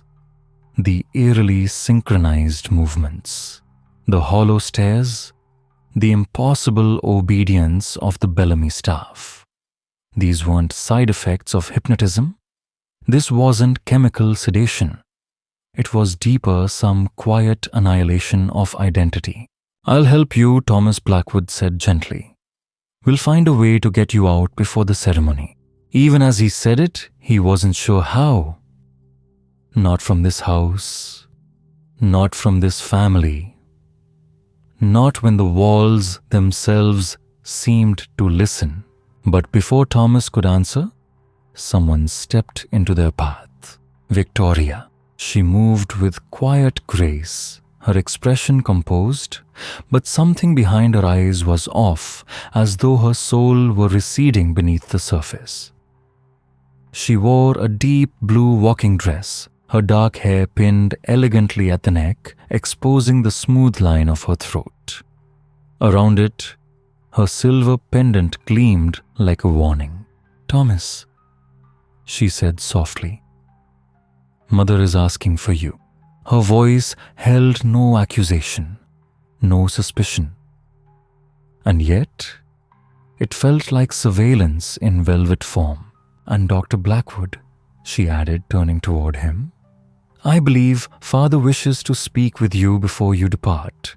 Thomas cast Blackwood a glance, full of dread, then slipped away toward the house. He moved like someone being led to a fate already sealed. Victoria watched him go. For just a moment, something flickered in her eyes, something human. Worry, regret. But when she turned back to Blackwood, that glimmer was gone. Her eyes, once bright with intelligence, had gone still like deep wells that saw only downward. You've been asking about my family. She said, the words cutting through the air like frost. That was unwise. Blackwood rose, steadying himself. I'm concerned. For Thomas. For you. Whatever your father is involved in, you know nothing. She snapped, her tone suddenly sharp. We carry knowledge that would shatter the minds of ordinary men. We speak to powers older than your God. Her gaze bore into him. Victoria Blackwood said, carefully using her name like a lifeline. This isn't you, whatever your father. Influence, she interrupted, laughing. The sound was hollow, devoid of joy. I am a Bellamy. The blood of the covenant is mine. I have tasted eternity, Doctor. She stepped forward. The perfume she wore mingled with something metallic, old, ancient. I could show you, she murmured. Father sees something in you. You could join us. You could become one of us. Live for centuries. Blackwood's voice cracked with rage. At what cost? Would you choose immortality if it meant surrendering your soul? What is the price of power? Let me know in the comments, and if you're enjoying this strange journey through time, truth and shadow, please consider subscribing to Sleepy History Tales. We're so close to 1,000 subscribers, and your support helps us keep sharing these forgotten stories from the edges of history. More to come in the next chapter. Let's continue. Something passed almost imperceptibly through Victoria Bellamy's eyes. A hesitation, a flicker. For just a breath, Dr. Blackwood thought he glimpsed the woman he'd once met, sharp, strong-willed, but kind. Perhaps she hadn't been entirely consumed by whatever strange force had overtaken her. Perhaps she still remembered herself, but like a match in wind, it vanished. Her face stiffened. Her cheekbones jutted sharply as if the skin had tightened unnaturally around them. There was something wrong about the way she stood, how her body held itself as though Victoria was no longer inside, and something else wore her like a garment it barely fit. "Our humanity," she whispered, though her voice echoed oddly, doubled as though borrowed, "is a brief, Candle Doctor." There it was again, two tones layered together, speaking through her throat like a choir of the damned. "What we offer is an eternal flame." She turned. But the movement wasn't right. It was too smooth, too calculated. Every gesture was deliberate, puppet-like, as though human joints shouldn't allow it. "Do not return," she warned, "unless you're ready to accept what we are. Stop filling Thomas's head with dreams of escape. There is no escape." And just like that, she walked away, vanishing behind a high stone archway. And Dr. Blackwood, who had faced corpses, plagues and madness in his time, was left rooted in place, chilled by something that had no name. He knew then Thomas was in immediate danger. Not just Thomas, others. Whoever the Bellamys served, whatever they were planning. For the night of July 11th, it had to be stopped. But how does one man fight a cult rooted so deeply in Charleston's old money, its politics, its very streets? He couldn't. Not by force, not alone. But science was about patterns, about discovering the mechanism behind what others called supernatural. And every mechanism could be broken if you understood its design. Returning to Charleston, Blackwood tried the legal path. He approached the authorities, laid out what he'd seen at Raven's Rest. But it was no use. The Bellamys had too many friends in high places, too many benefactors with pockets lined from their generosity. No one wanted to question their golden patrons. Worse still, when Blackwood spoke of blood rites and missing men, of symbols carved in flesh and candles that burned with no flame, he was met with smirks or silence. One magistrate even suggested, politely of course, that perhaps Dr. Blackwood had been affected by the southern heat. "Serious claims," the man said, reclining in his high-backed leather chair. "Thaddeus Bellamy is one of our finest citizens, a man of extraordinary generosity. And you suggest he's sacrificing people? On what grounds?" The testimony of his son Blackwood insisted. "And the disappearances. Ask Reverend Sullivan. Ask Elijah Parker." The magistrate scoffed. "Parker drinks too much. Sullivan's lost in his own thoughts most days. This sounds more like professional jealousy than anything else. The Bellamys have everything. You, on the other hand, are still establishing yourself." That smile again. Thin, practiced. But then Blackwood mentioned the sailor, the one who'd seen things unloaded from Bellamy ships in the dead of night. Things that moved even in nailed crates. And just like that, the magistrate's expression changed. The smile died. His posture straightened. His voice dropped a degree in temperature. "I believe we've discussed enough," he said, standing. "A word of advice, Doctor. Charleston values discretion, harmony. Those who thrive here knows when to speak and when to remain quiet." The smile returned, but the warmth never reached his eyes. "Continue spreading these tales and your practice might not flourish the way you hope. Now, if you'll excuse me, I have real criminals to attend to." Blackwood left in silence. But as he stepped outside, he noticed a black carriage waiting near the gate. polished, formal. Etched on its door in silver, the Bellamy crest. The driver didn't move, didn't blink, but Dr. Blackwood could feel that heavy stare following him like a shadow. Silent, cold, watching. Here, dear listener, we pause, but only for a moment. What would you have done in Blackwood's shoes? Would you have stayed or fled Charleston while you still could? If you're still with us on this strange and winding road, through secret rituals, flickering candles, and creaking floorboards, take a breath and stay close. You're listening to Sleepy History Tales, and if you've enjoyed uncovering these buried secrets with us, consider subscribing. Our little channel is nearing 1,000 fellow night travelers, and your support helps us keep telling the stories history tried to forget. We'll be here in the quiet dark when you're ready for the next page. The message could not have been clearer.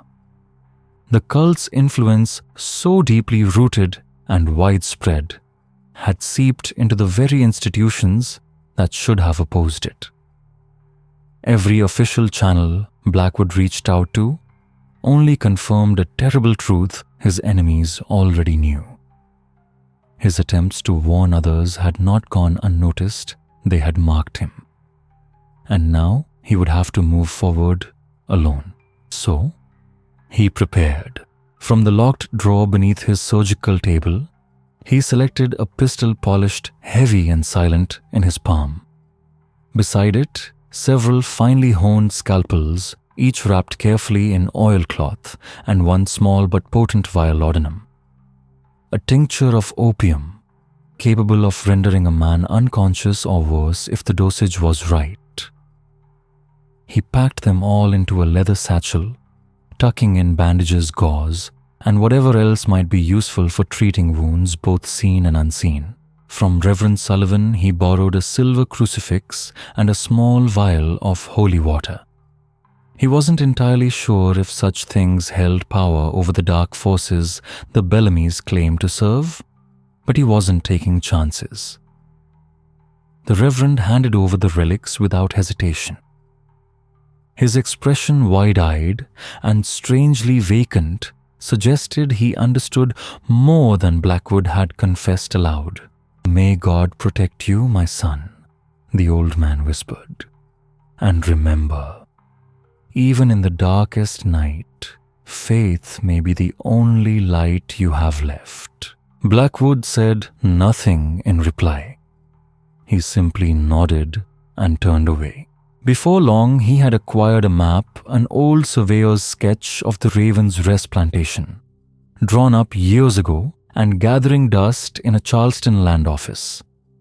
The clerk was reluctant to release it at first, but a generous consultation fee made that reluctance vanish.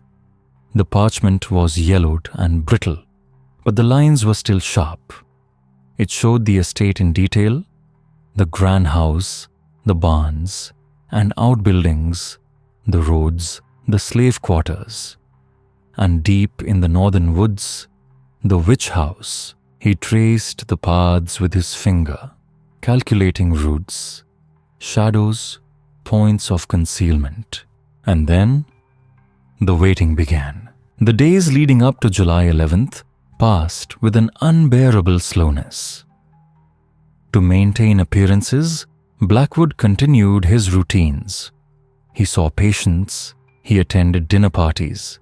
He smiled politely at Charleston society's idle chatter about fashion politics and seasonal engagements, while a nightmare brewed less than a day's ride away. He began to look at those around him differently. How many of them, he wondered, wore the mask of civility while hiding something monstrous beneath? How many of them whispered the chants Thomas had described in that letter? He made one final effort to reach his friend. Using careful phrasing, he penned a note on the surface, a scholarly inquiry about a rare medical text. But buried in its wording was a message only Thomas would recognize. hinting at a meeting place where escape could be discussed. A trusted courier, a freedman, known for his discretion, delivered the letter, but the man returned empty-handed. "They wouldn't let me through the gate," he reported. "Too many guards. Too alert. Like they were expecting something." That night, July 10th, Blackwood rode out. He dressed in dark clothes, face streaked with ash to obscure the shape of his features in moonlight. His pistol sat snug at his hip, and in the lining of his coat were the vials of laudanum and holy water. He carried also a small pouch of salt, another item mentioned in Thomas's journal, something the cult's old texts claimed their gods could not tolerate. The Carolina night was stifling the air, thick with humidity. Insects thrummed through the trees, a rhythmic drone that seemed almost unnatural, like a pulse. The stars above were unusually bright, sharp and watching. The moon, waning, but still powerful, gave just enough light to move without a lantern. As Raven's Rest came into view, its white columns glowed faintly like bones in moonlight. The great house was mostly dark. Just a few lights flickered behind curtains on the ground floor. He didn't take the main road. Instead, he looped around, guiding his horse through the fields until he reached a dense stand of trees about half a mile from the estate. He dismounted, tethering the horse by a narrow stream, letting it drink in silence. And then he went on alone, step by step, from one shadow to the next. Blackwood crept across the plantation grounds, guided only by starlight and fear. The slave quarters were dark, eerily so. On a summer night like this, one might expect to hear the low hum of conversation, the creak of rocking chairs, or the scattered laughter of children chasing each other across the dirt paths. But tonight, nothing. No whispers, no footsteps, no clatter of tin mugs against wooden steps. Just silence. A silence that didn't just fall over the cabins but seemed to press down from the sky itself. It was too still, unnaturally still. Either the quarters were empty, or something or someone had made them so. Blackwood moved carefully, clutching the old map in one hand, the ink barely visible in the faint starlight. He approached what the locals called the witch house from the rear, keeping low behind a hedgerow of decorative shrubs that curled like fossilized snakes in the dark. The building was unlike anything else on the plantation grounds. Built of weathered stone, low and windowless, it absorbed rather than reflected the moonlight. It sat like a buried memory, squat and brooding, the kind of place you pass quickly without meaning to look at it. But Blackwood looked. He had to. Even from several yards away, the air around the witch house was wrong. The summer heat broke as he neared it, replaced by a breath of something cold and damp, like the air before a fog rolls in. It wasn't just cooler. It felt like another season altogether. Autumn in midsummer. From beneath the thick wooden door, a faint golden glow pulsed like a heartbeat. And then sound. A low, rhythmic chanting. Not in Latin, not in French or any African dialect he knew. This was older, guttural patterned hypnotic. A language of shape and rhythm, not meaning. He crouched behind a gnarled oak tree, breath slow notebook forgotten at his side. The chanting didn't pause. It rose and fell in waves that stroked the air like invisible hands, pulling at thought and balance. He felt it settle in his chest, then in his limbs. He was swaying. Blackwood blinked rapidly. No, no. He clenched his jaw, forced his eyes to focus. This wasn't mere performance, it was control. The chant itself was the trap, a sonic thread to draw in the curious and hold them docile. He pinched his wrist hard enough to bleed, then again. The pain cleared his head just long enough to shove torn cloth into his ears. Viewers, I wonder, what would you have done? Stayed hid and run, or entered that house just to see? As always, I'll leave that for you to ponder. All through the night, carriages arrived in silence. No guards, no fanfare. Just sleek wheels on dry gravel and the occasional huff of a horse. One by one they stopped, never too close, and their passengers emerged. Blackwood, eyes wide, now recognized them. A Charleston judge, known for punishing slaves with cruelty, even other magistrates whispered about. Two merchant barons who'd grown rich, shipping sugar rum and people across the Atlantic. A third figure, most shocking of all, was a clergyman. His clerical collar gleamed beneath a dark cloak. He hesitated only a second before stepping forward. Each one was greeted by a silent figure, a slave who appeared from the shadows like part of the night itself. They exchanged no words. Instead, the guests would perform a gesture before crossing the threshold, fingers to forehead, chest, and then the silver pendants most wore around their necks. Not a religious motion exactly, but something parallel to it. Then they disappeared inside. The carriages rolled away to a stable near the main house. Their drivers weren't quite right either. They moved mechanically, like puppets' faces blank, just as Blackwood had seen days earlier at Raven's Rest. As the sky began to pale, faint silver washing the horizon, the chanting stopped. One by one, the guests emerged again, moving in pairs or threes, faces flushed and distant. Their eyes shimmered, their mouths parted in bliss or confusion. It was hard to tell. They touched each other lightly on the arms, on the backs, not as friends or lovers, but like people bound by a dream too fragile for speech. They departed in staggered intervals. A meticulous procession designed not to be noticed by townsfolk, waking to begin their ordinary lives. Blackwood remained. He was about to withdraw, heart hammering, when the door opened again. Two men stepped out, Thaddeus and Nathaniel. Between them, they carried a third figure, a laborer by his clothes. His body was limp, head lolling, mouth slack. He looked neither asleep nor awake, but something far worse used, drained. His feet dragged furrows through the dirt. Blackwood inhaled sharply. The man's arms and throat were covered in shallow cuts, ritualistic, symmetrical. They mirrored the symbols carved into the beams at Raven's Rest. You remember those, don't you? The ones Blackwood had traced with his fingertips. The ones no one could explain.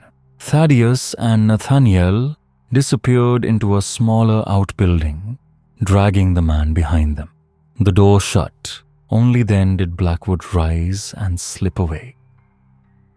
The morning birds had begun to sing, unbothered by the night's darkness. The sky was turning pale pink, promising yet another day of unbearable heat. But this would not be an ordinary day, because Blackwood had seen too much, and tonight under the dark moon he would return. Not to watch, not to wait, but to end whatever was happening behind those stone walls. He tried to rest as the sun rose, but there was no peace for him now. Every time he closed his eyes, he saw them. Those faces smiling and blank, those hands tracing patterns in the air, and that chanting, even muffled it, echoed in his skull like waves crashing on some ancient shore. He had one day left. One last day to gather his strength, and then, dear listener, he would ride into the night and into history. Let me know when you're ready to send the next part. If you'd like, I can also help you write a compelling YouTube description or suggest a thumbnail idea based on this segment. The elite of Charleston moved like phantoms beneath torchlight, their procession solemn and deliberate as they entered the house, known only in whispers. The witch house. Their gestures were precise, ritualistic, as if rehearsed over generations. From Blackwood's vantage point, hidden among the pines, he couldn't hear the words they chanted, but he felt them. The rhythms of their voices tugged at the edges of his awareness, unsettling something deep within him. More troubling than the gathering itself was the thought of young Thomas, trapped inside those walls, waiting for a ceremony that promised either transformation or annihilation. When sleep finally claimed Blackwood in the muggy hours of afternoon, it came not as rest, but as invasion. His dreams, once erratic and shifting, now snapped into focus with unbearable clarity. He dreamed he floated above the witch house, its roof dissolved, and he saw inside a wide circular chamber glowing with candlelight. Hooded figures circled an altar of old black stone. Their faces remained hidden, shadowed somehow even as the flames flickered inches from their skin.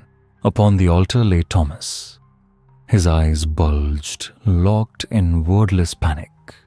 His mouth gaped, frozen in a silent scream. Over him stood Thaddeus, in his hand a curved dagger. The same dagger Blackwood had found in the study. But it wasn't Thaddeus that rooted him in place, it was the thing behind him. A shape without shape. A shadow that breathed. A pulsing mass of blackness, not quite solid, not quite vapor. It was alive, and inside it, impossible as it sounds. Blackwood saw eyes, dozens of them, then mouths, then limbs, shifting, multiplying, folding inward. He woke choking, drenched in sweat, as if dragged from the bottom of a dark sea. The breeze from the window offered no comfort. For a moment, he feared the impossible, that his spirit had slipped from his body and traveled to Raven's Rest. Or worse, that something from Raven's Rest had found him. Friends, those of you still with us, still listening, by lantern light or drifting between sleep and wakefulness, have you ever had a dream so vivid it left fingerprints on your waking mind? This was such a dream. Pushing the nightmare away, Blackwood returned to the old Edinburgh records he had pored over for weeks. And there, between faded script and smudged margins, he found something new. Something he had missed before. A warning. The entities they serve cannot tolerate certain natural elements. Salt burns their skin. The smoke of burning sage shatters their communion. And cold forged iron, untouched by heat, can sever their grasp entirely. But most of all, their power hinges on the stars. Their rituals require celestial precision. Interrupt the rite at the moment the veil thins, and the consequences fall not only on the summoning, but the summoned. He read on a failed ceremony in Salem, halted by a sudden eclipse. The entity, only half-formed, turned on its worshippers, devoured several, vanished. Survivors were found days later in the forest clothes soaked in blood, minds fractured, babbling about the dark that devours itself, and eyes that see inward. Blackwood packed what he could: a pouch of coarse salt, bundles of sage, and from his landlady's hearth, an iron fire poker unheated since its forging. It wasn't elegant, nor easily hidden. But if that ancient journal spoke true, it would do more good than any pistol or blade. That evening he penned a letter to Reverend Sullivan. In it, every name, every detail, every suspicion. He sealed it with instructions, deliver it to authorities in Boston and Philadelphia if he did not return by midday. It was a small precaution, perhaps a futile one. But if the worst came to pass, someone had to carry the truth forward. And then he rode. The road to Raven's Rest felt different now, shorter, familiar. The clouds above smothered the moon, plunging the countryside into no total darkness. It suited him. Better cover, fewer eyes, but harder to navigate. He moved by instinct and memory, by the faint alignment of stars. And when he reached the outskirts of the plantation, what he saw left no doubt tonight was the night. Raven's Rest was ablaze. Not with fire, but with light. Torches lined the long drive. Figures in deep red robes moved with urgency between the buildings. Some carrying bundles wrapped in cloth, others with metal bowls trailing smoke. And then he saw it, a procession forming at the steps of the great house. From the tree-line, Blackwood crouched low, waiting, watching, knowing the next hour might define not only the fate of Thomas, but of whatever boundaries separated this world from the one clawing beneath it. Thaddeus led the procession, his presence unmistakable, cloaked in deep crimson robes so dark they appeared almost black in the flickering torchlight. Golden symbols stitched into the fabric shimmered like embers, each glyph matching the markings Blackwood had seen throughout Raven's Rest. Atop Thaddeus's head sat a dark metallic circlet inlaid with stones that shimmered unnaturally, casting glints even in shadow. Following close behind were Constance, Nathaniel, and Victoria. Their robes echoed Thaddeus's design, though slightly lighter in shade except Victoria, who wore pure white. Her garment seemed to reject the gloom around her, marking her role as something separate, something ominously sacred. Behind them came a dozen others, silent, robed. Their faces vanished into deep hoods, but even in disguise, Blackwood recognized some. The judge, a merchant, the local magistrate, a clergyman. Others were unfamiliar yet held themselves with the arrogance of the wealth and the calm of practiced authority. The Bellamy slaves bowed slightly as they passed, a silent deference betraying the guest's elevated rank. Around each neck hung a silver pendant, not quite as intricate as the Bellamy's, but unmistakably similar. Emblems of allegiance, of belonging. And at the rear, dragged by two immense men, was Thomas, his small frame twisted and thrashed. He wore a simple white shift, the linen thin and stained at the hem from being dragged barefoot through the grounds. His hands were bound in front of him, not with rope, but with what appeared to be hair, human most likely, braided, oily, ancient. No, Thomas cried, his voice sharp and cutting through the night like a struck bell. I won't do it. You can't make me. But no one responded. The robed procession kept moving slow, relentless, funereal. Blackwood crouched deeper into the underbrush, heart racing. He knew this was the moment he had waited for. Quietly, he circled toward the stone building, placing himself near the entrance before they arrived.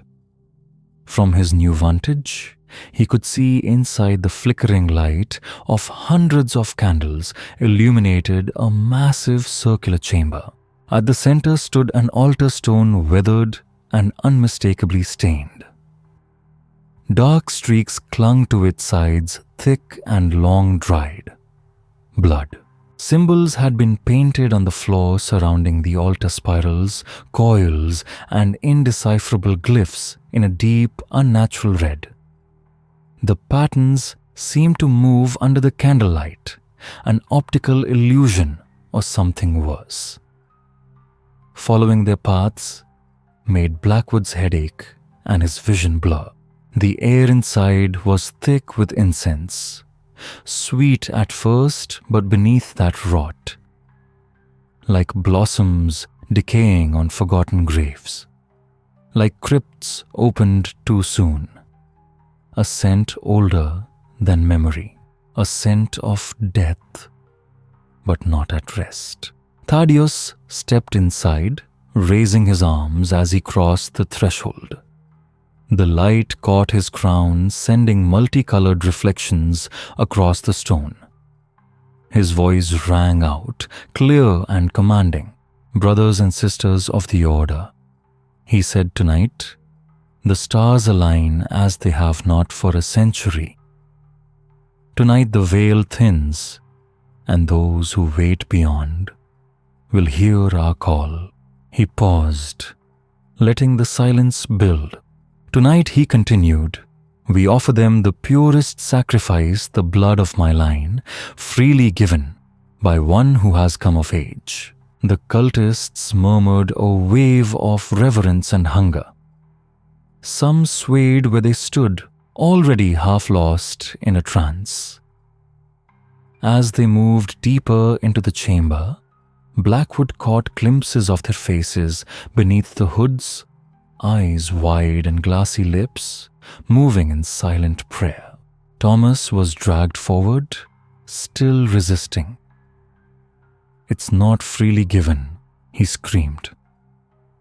"I don't want this, Father, please." Thaddeus turned slowly.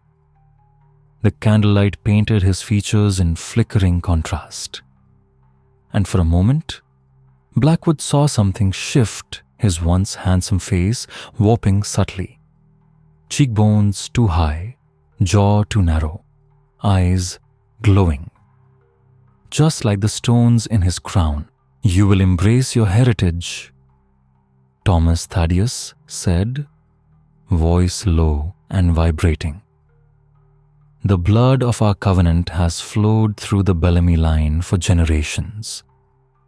Tonight, you take your place among us." Thomas screamed as he was dragged to the altar, his feet smearing the red symbols with each step. And as he passed the doorway, his eyes met Blackwood's. Recognition, hope, desperation. This was it. The moment of truth. Blackwood clenched his jaw and stepped from the shadows. The last of the robed figures had vanished into the threshold of the witch house, leaving only the two cultists who restrained Thomas near the entrance.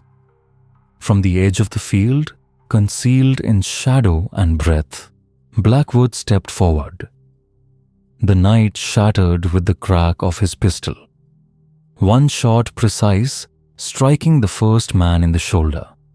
The sound tore through the dark like thunder over still water, momentarily silencing even the insects in the grass. The man fell howling, not like a man but something far less. Blood soaked through his red robe, turning it black in the moonlight. His hood slipped from his head as he collapsed. And to Blackwood's growing horror, the face revealed beneath was not that of a house servant as he had assumed, but a white man of middle age, a man he knew, from Charleston, from the club, from society. But the name refused to come. Before the second could react, Blackwood surged forward with the iron poker in both hands. The blow landed clean at the temple. Bone-cracked flesh gave, and the man dropped soundlessly. This one was a Bellamy slave, his eyes wide and vacant, even as consciousness vanished. He collapsed like a marionette, with its string-sliced limbs bent in ways no living body should bend. Inside the witch house, the calm shattered. The gunshot had stirred the cultists. Some turned slowly dazed by incense and chanting their motion heavy, as if underwater. But not all. Not that one.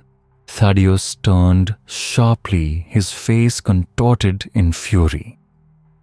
The circlet he wore sparked with a sudden searing brightness. Stones embedded in its black metal setting pulsed 3 points of sickly light that throbbed like infected wounds. "Seize him," he barked, and they obeyed. No hesitation. Daggers flashed from within crimson sleeves as the figures advanced. These were not the blank-eyed husks Blackwood had faced before. These were full initiates, awake, aware, and burning with fanatical purpose. Their eyes held nothing but the intention to kill. Thomas, now momentarily free, broke from the door frame and ran to Blackwood's side. His hands still bound, but his spirit unbroken. "You came," the boy breathed, clinging to Blackwood's coat. "You actually came. Stay behind me," Blackwood ordered, lowering his pistol but drawing a scalpel from his coat, gleaming slender and cruelly sharp. A surgeon's instrument, not meant for defense, but precision.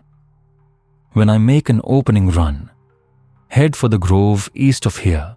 My horse is tethered beneath the birch." The cultists paused. The gun still had its weight, and the scalpel, though small, promised pain in the hands of a man who knew how and where to cut. Even in their trance-like state, they sensed the danger. Still they spread wide, deliberate flanking maneuvers. Not random, practiced, coordinated. No words passed between them, yet each moved as though led by a single mind. And then Thaddeus pushed through them, the fire in his eyes, not merely rage, but something older, colder. He walked with unshaken calm, as if the ritual had not been interrupted, only redirected. "Dr. Blackwood," he said, with unnatural stillness, "you disappoint me. I had hoped you would understand. Victoria spoke of your potential. I've seen enough to know what you are." Blackwood growled, inching backward toward the open air. Thomas followed close, his bound hands trembling. Behind them, the night opened wide stars overhead and the scent of pine just beyond the clearing. Murderers, cowards, deluded men playing at gods. Thaddeus smiled, or did something like it. The expression stretched unnaturally. Too many teeth, too sharp, too clean, like something born from deep ocean trenches. Something with no reason to pretend to be human anymore. "Not for our gain," Dr. Thaddeus said, "but for something far greater. The older ones reward their faithful. Wealth, power, life extended, prolonged, elevated. And for those who serve, understanding." He removed the circlet from his brow and held it outward. The stones pulsed again, this time in rhythm, almost like heartbeats, but each out of sync with the other. The effect was deeply wrong, hypnotic, sickening. "This," Thaddeus whispered, "is a gift from beyond the veil. It lets the wearer see what ordinary minds cannot. Futures, potentials, truths layered beneath this reality. Put it on and know. Blackwood's body strained forward, compelled by something outside himself. The circle of dark iron gleamed with invitation, like a hook glittering just beneath the surface of black water. At what cost? Blackwood snapped, resisting. What price do you truly ask, innocence? My own son's soul. And there, dear viewer, we leave them, not to frustrate, but to pause. Because if you've followed this far, you know this story's far from over. Perhaps you felt it too. That strange pressure behind your eyes as we spoke of the veil. That slight chill just now as I mentioned the word soul. Don't worry, it fades. Usually, before you slip into sleep or press onward into the next part of the tale, I ask something small of you. Our channel, Sleepy History Tales, is nearing a milestone. Just under 1,000 subscribers. If this story kept you close, if it stirred something strange and quiet in the corners of your mind, help us cross that line. Subscribe. Leave a whisper in the comments. Let us know you're listening, because the story continues. And where we're heading? The veil only gets thinner. Thaddeus laughed, a brittle shattering sound like glass underfoot. A Christian concept. He scoffed. Doctor, you still believe in the soul? The older ones teach otherwise. There is only flesh and the power that animates it. He stepped closer to the altar and the air itself seemed to buckle. That power can be harnessed, transferred, preserved. What you call a soul, it's only energy. And energy, he said with a glint in his eye, can be consumed. As he spoke, something changed. The candlelight didn't dim it, thinned as though being siphoned. The shadows around them deepened, thickened, and began to stretch unnaturally. A low vibration started to hum, not quite, sound more, a sensation like static behind the eyes or a tuning fork pressed to the ribs. Blackwood felt it in his teeth, in his bones. Then came the cold. His breath became visible. Constance, standing near the altar, whispered in ecstasy, "They come." She raised her arms high, fingers splayed as though reaching towards something unseen, something not meant to be seen. Behind her the shadows twisted, not like cast shapes on a wall but living things. They writhed, elongated, grew appendages that had no symmetry or sanity. Limbs bent the wrong way. Eyes where mouths should be. Mouths where there were no faces. Thaddeus did not flinch. He turned calmly to the altar. "We've no time for distraction," he commanded. "Nathaniel, Victoria, prepare your brother. The moment is nearly upon us." Nathaniel strode toward Blackwood and Thomas. Face-set movements mechanical with purpose. Victoria hesitated, meeting Blackwood's eyes, and something passed between them. A flicker of doubt, of memory. Victoria, Blackwood whispered, "You know this is wrong. Help us." And for a breathless second, everything hung in silence. Then, swift as thought, she reached under her robe and drew the curved dagger. The same one Blackwood had seen in Thaddeus' study, but she did not raise it toward Blackwood. Instead, she turned and drove it into Nathaniel's chest.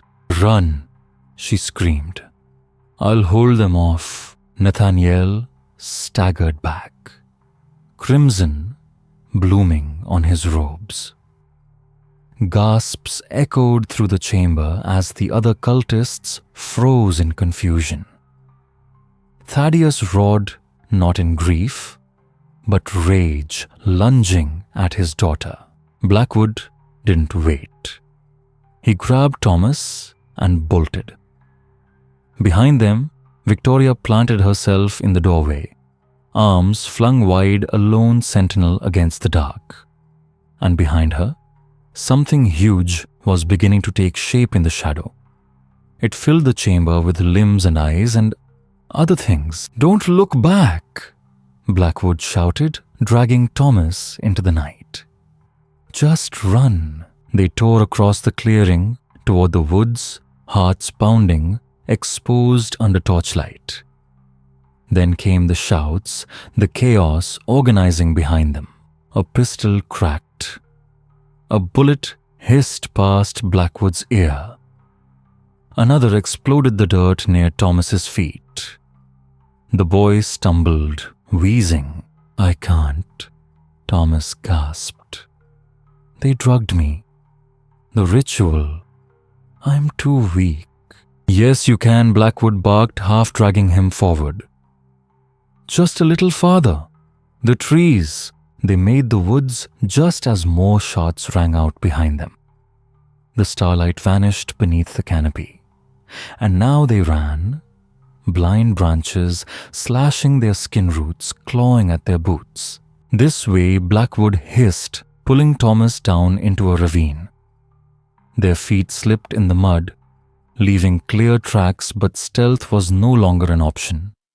They just had to move. At last, the grove Blackwood's horse, spooked and restless, but waiting. He heaved Thomas onto the saddle, just as a tremor shook the ground beneath them. But this was not the rumble of an earthquake. This was different. This was localized, as though something vast had landed nearby. Something that had weight. And friends, if you're still with us, if your heart is racing and you're clutching the blanket a little tighter, this story is only getting darker from here. Before we ride into the next terrifying chapter, I just want to thank you for being here with us on Sleepy History Tales. Our channel is so close to reaching 1,000 subscribers. If you're enjoying these midnight mysteries, your subscription truly helps keep these stories alive and helps more sleepy souls find us. So go ahead, click that subscribe button before something in the shadows does it for you. Now, shall we continue? The horse reared with a frightened whinny, nearly throwing Thomas from the saddle. Blackwood turned and froze. The witch house had become a beacon of unearthly light. It pulsed in the darkness like a living heart. But it was not just bright, it was wrong. The colors twisted and crawled across the spectrum hues that defied logic. Colors no human eye was ever meant to see. They hinted at geometries that couldn't exist and dimensions not yet discovered or never meant to be. From the base of the building, shadows spilled like oil, stretching across the fields in tendrils reaching far beyond the house toward the manor, the slave quarters, and beyond. They weren't just dark, they devoured light. They made the torchlit distance vanish into nothingness. "What's happening?" Thomas gasped, his pale face painted in the unnatural glow. Even as Blackwood reached to pull him away, the boy couldn't tear his eyes from it. "I don't know," Blackwood replied, swinging up behind him and seizing the reins. "But we have to get away." Now, then it came. A scream. Victoria's voice raw, agonized. And yet, somehow, triumphant. It stretched impossibly long, as if her lungs held more than breath, until the sound warped, rose beyond the pitch of human hearing, and vanished into pressure. The kind that built behind the ears before a storm. The light from the witch house surged upward in a single blazing pillar, piercing the clouds. And then those clouds began to turn. They spun around the beam, forming a vortex above the house, like a divine spear point descending from heaven. But there was nothing holy about it. The wind roared through the trees, carrying the scent of ozone and something else. That same sickly sweet rot that had haunted the witch house, now stronger, thicker. With every breath, it clung to their throats, coating lungs like a living mold. The ritual Thomas whispered, hoarsely swaying in the saddle. It's gone wrong. Victoria's sacrifice, it broke the pattern. The older ones, they're coming through. But there's no control, no anchor. Another tremor shook the ground, stronger this time. Not nature, not fault lines. Something had arrived. Screams echoed from the distance, real human screams coming from the main house. The shadows had reached it, the slave quarters too, and wherever they passed, silence followed. "We have to go," Blackwood said, digging his heels into the horse. The animal bolted into the trees, driven more by terror than command. Behind them, the world unraveled. They didn't stop until the first light of dawn spilled over Charleston's quiet streets. The city was just beginning to stir, merchants lifting shutters, the scent of fresh bread rising into the air. Life unbothered, unaware, as though the horror of Raven's Rest was nothing more than a nightmare carried on the wind. Blackwood rode straight to Reverend Sullivan's home. Thomas collapsed into a bed, his body too broken by the night to resist. Blackwood administered a sedative and turned to the Reverend. He told him everything. When he finished, Sullivan bowed his head in silent prayer, his gnarled hands shaking slightly. The ritual, it was interrupted at its peak, he said, voice heavy. If your readings are accurate, then the consequences for the order could be catastrophic. And for anyone still at Raven's Rest, Blackwood added grimly. Those shadows. They weren't distinguishing between cultists and bystanders. Sullivan nodded. The entities they worship are not concerned with our morality. They are not evil, Doctor. But neither are they good. They are indifferent, vast, alien, like hurricanes with thoughts. Blackwood exhaled. We need to alert the authorities, but both men knew better. Charleston's officials are too deep in the order's pocket, Sullivan said. But I have colleagues in Philadelphia, in Boston. They will listen. He gestured toward the room where Thomas slept. Until then, the boy must be protected. If any of them survived, they'll come for him, for revenge, or for his blood. I'll stay with him, Blackwood said, until we know the truth of what happened back there. They didn't have to wait long. By mid-afternoon, news began to filter in from Raven's Rest. A fire, they said. A blaze so vast it lit the sky for miles. It had started in the old stone building and spread fast and strange. Witnesses who had approached to help described a darkness around the plantation. Not smoke, something deeper. A wall of shadow that repelled all who approached. It swallowed lantern light. It whispered with unintelligible voices. Some claimed to see shapes within the smoke, creatures with too many limbs or wings that twisted like sails in a nightmare wind. Others spoke of chanting, continuous, layered in no human tongue. By morning, the entire plantation had burned. The fire consumed woodstone, even iron. Nothing stood. Water turned to steam before it landed. Fire breaks dug around the perimeter had no effect. And strangest of all, there was no heat, not beyond the estate's boundary. You could stand 10 feet from the flames and feel nothing but look directly into that fire, and your eyes would burn. No survivors were reported. Sullivan nodded gravely. The price of immortality, it seems, is one's humanity. The more time they spent communing with the older ones, the less human they became, not just in form, but in mind and soul.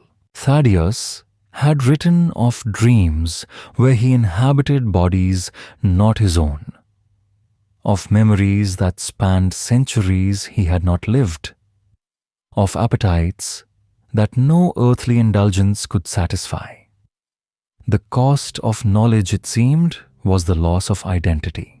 In the end, only one Bellamy survived young Thomas. Reverend Sullivan adopted the boy, taking him far from Charleston's dark circles.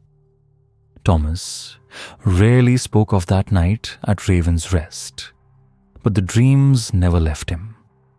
He would wake screaming of shadows with too many eyes, of Victoria's last smile, of the hunger behind the veil.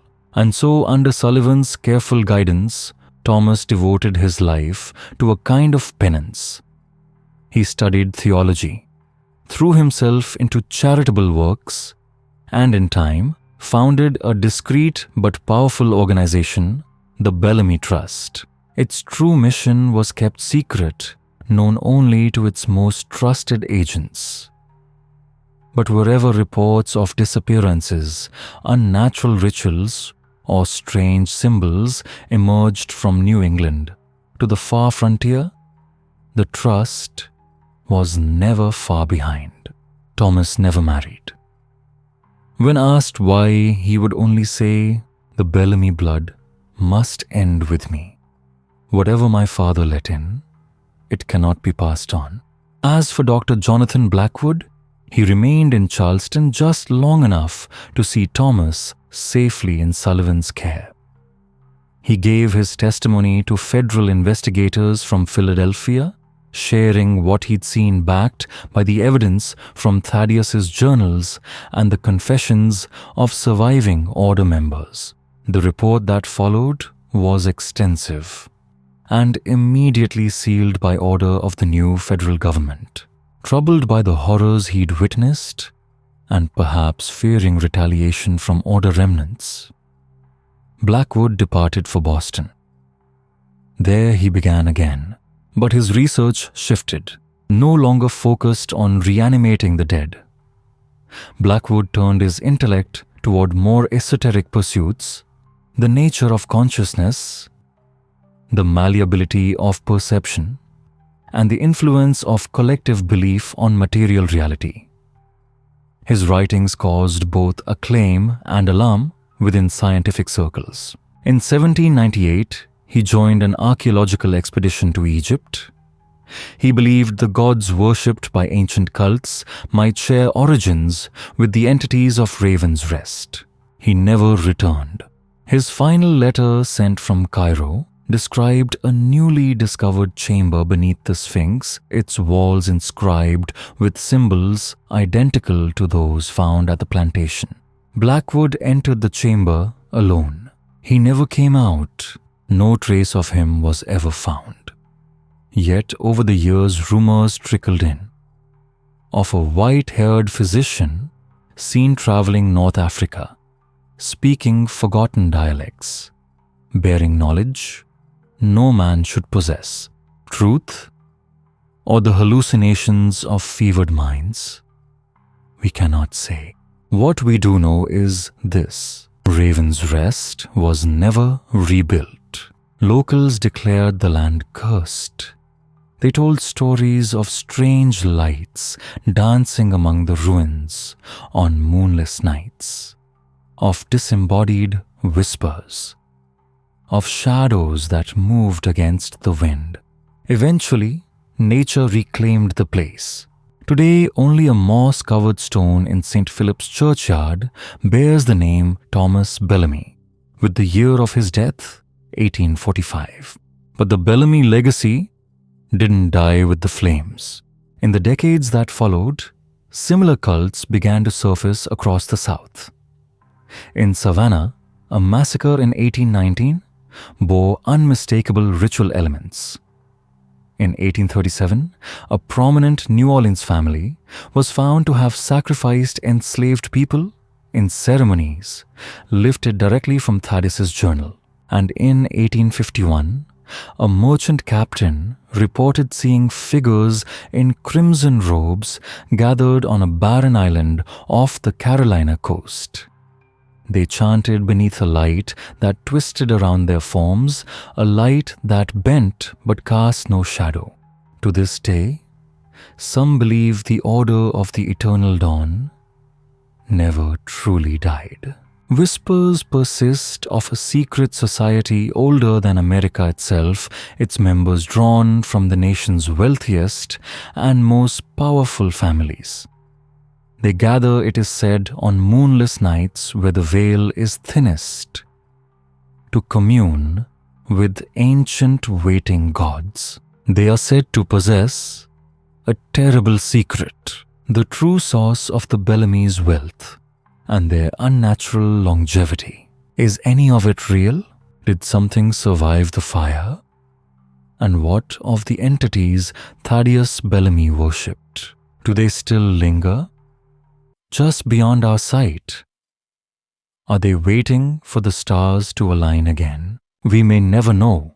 Or perhaps they are patient, Thomas once wrote in his only published statement about that night.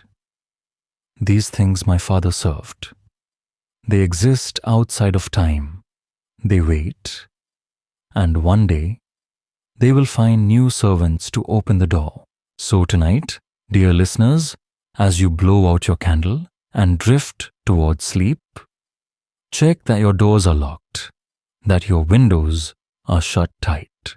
Because in the darkest corners of history, some shadows never truly fade. This has been The Ghastly Journal, a production of Sleepy History Tales.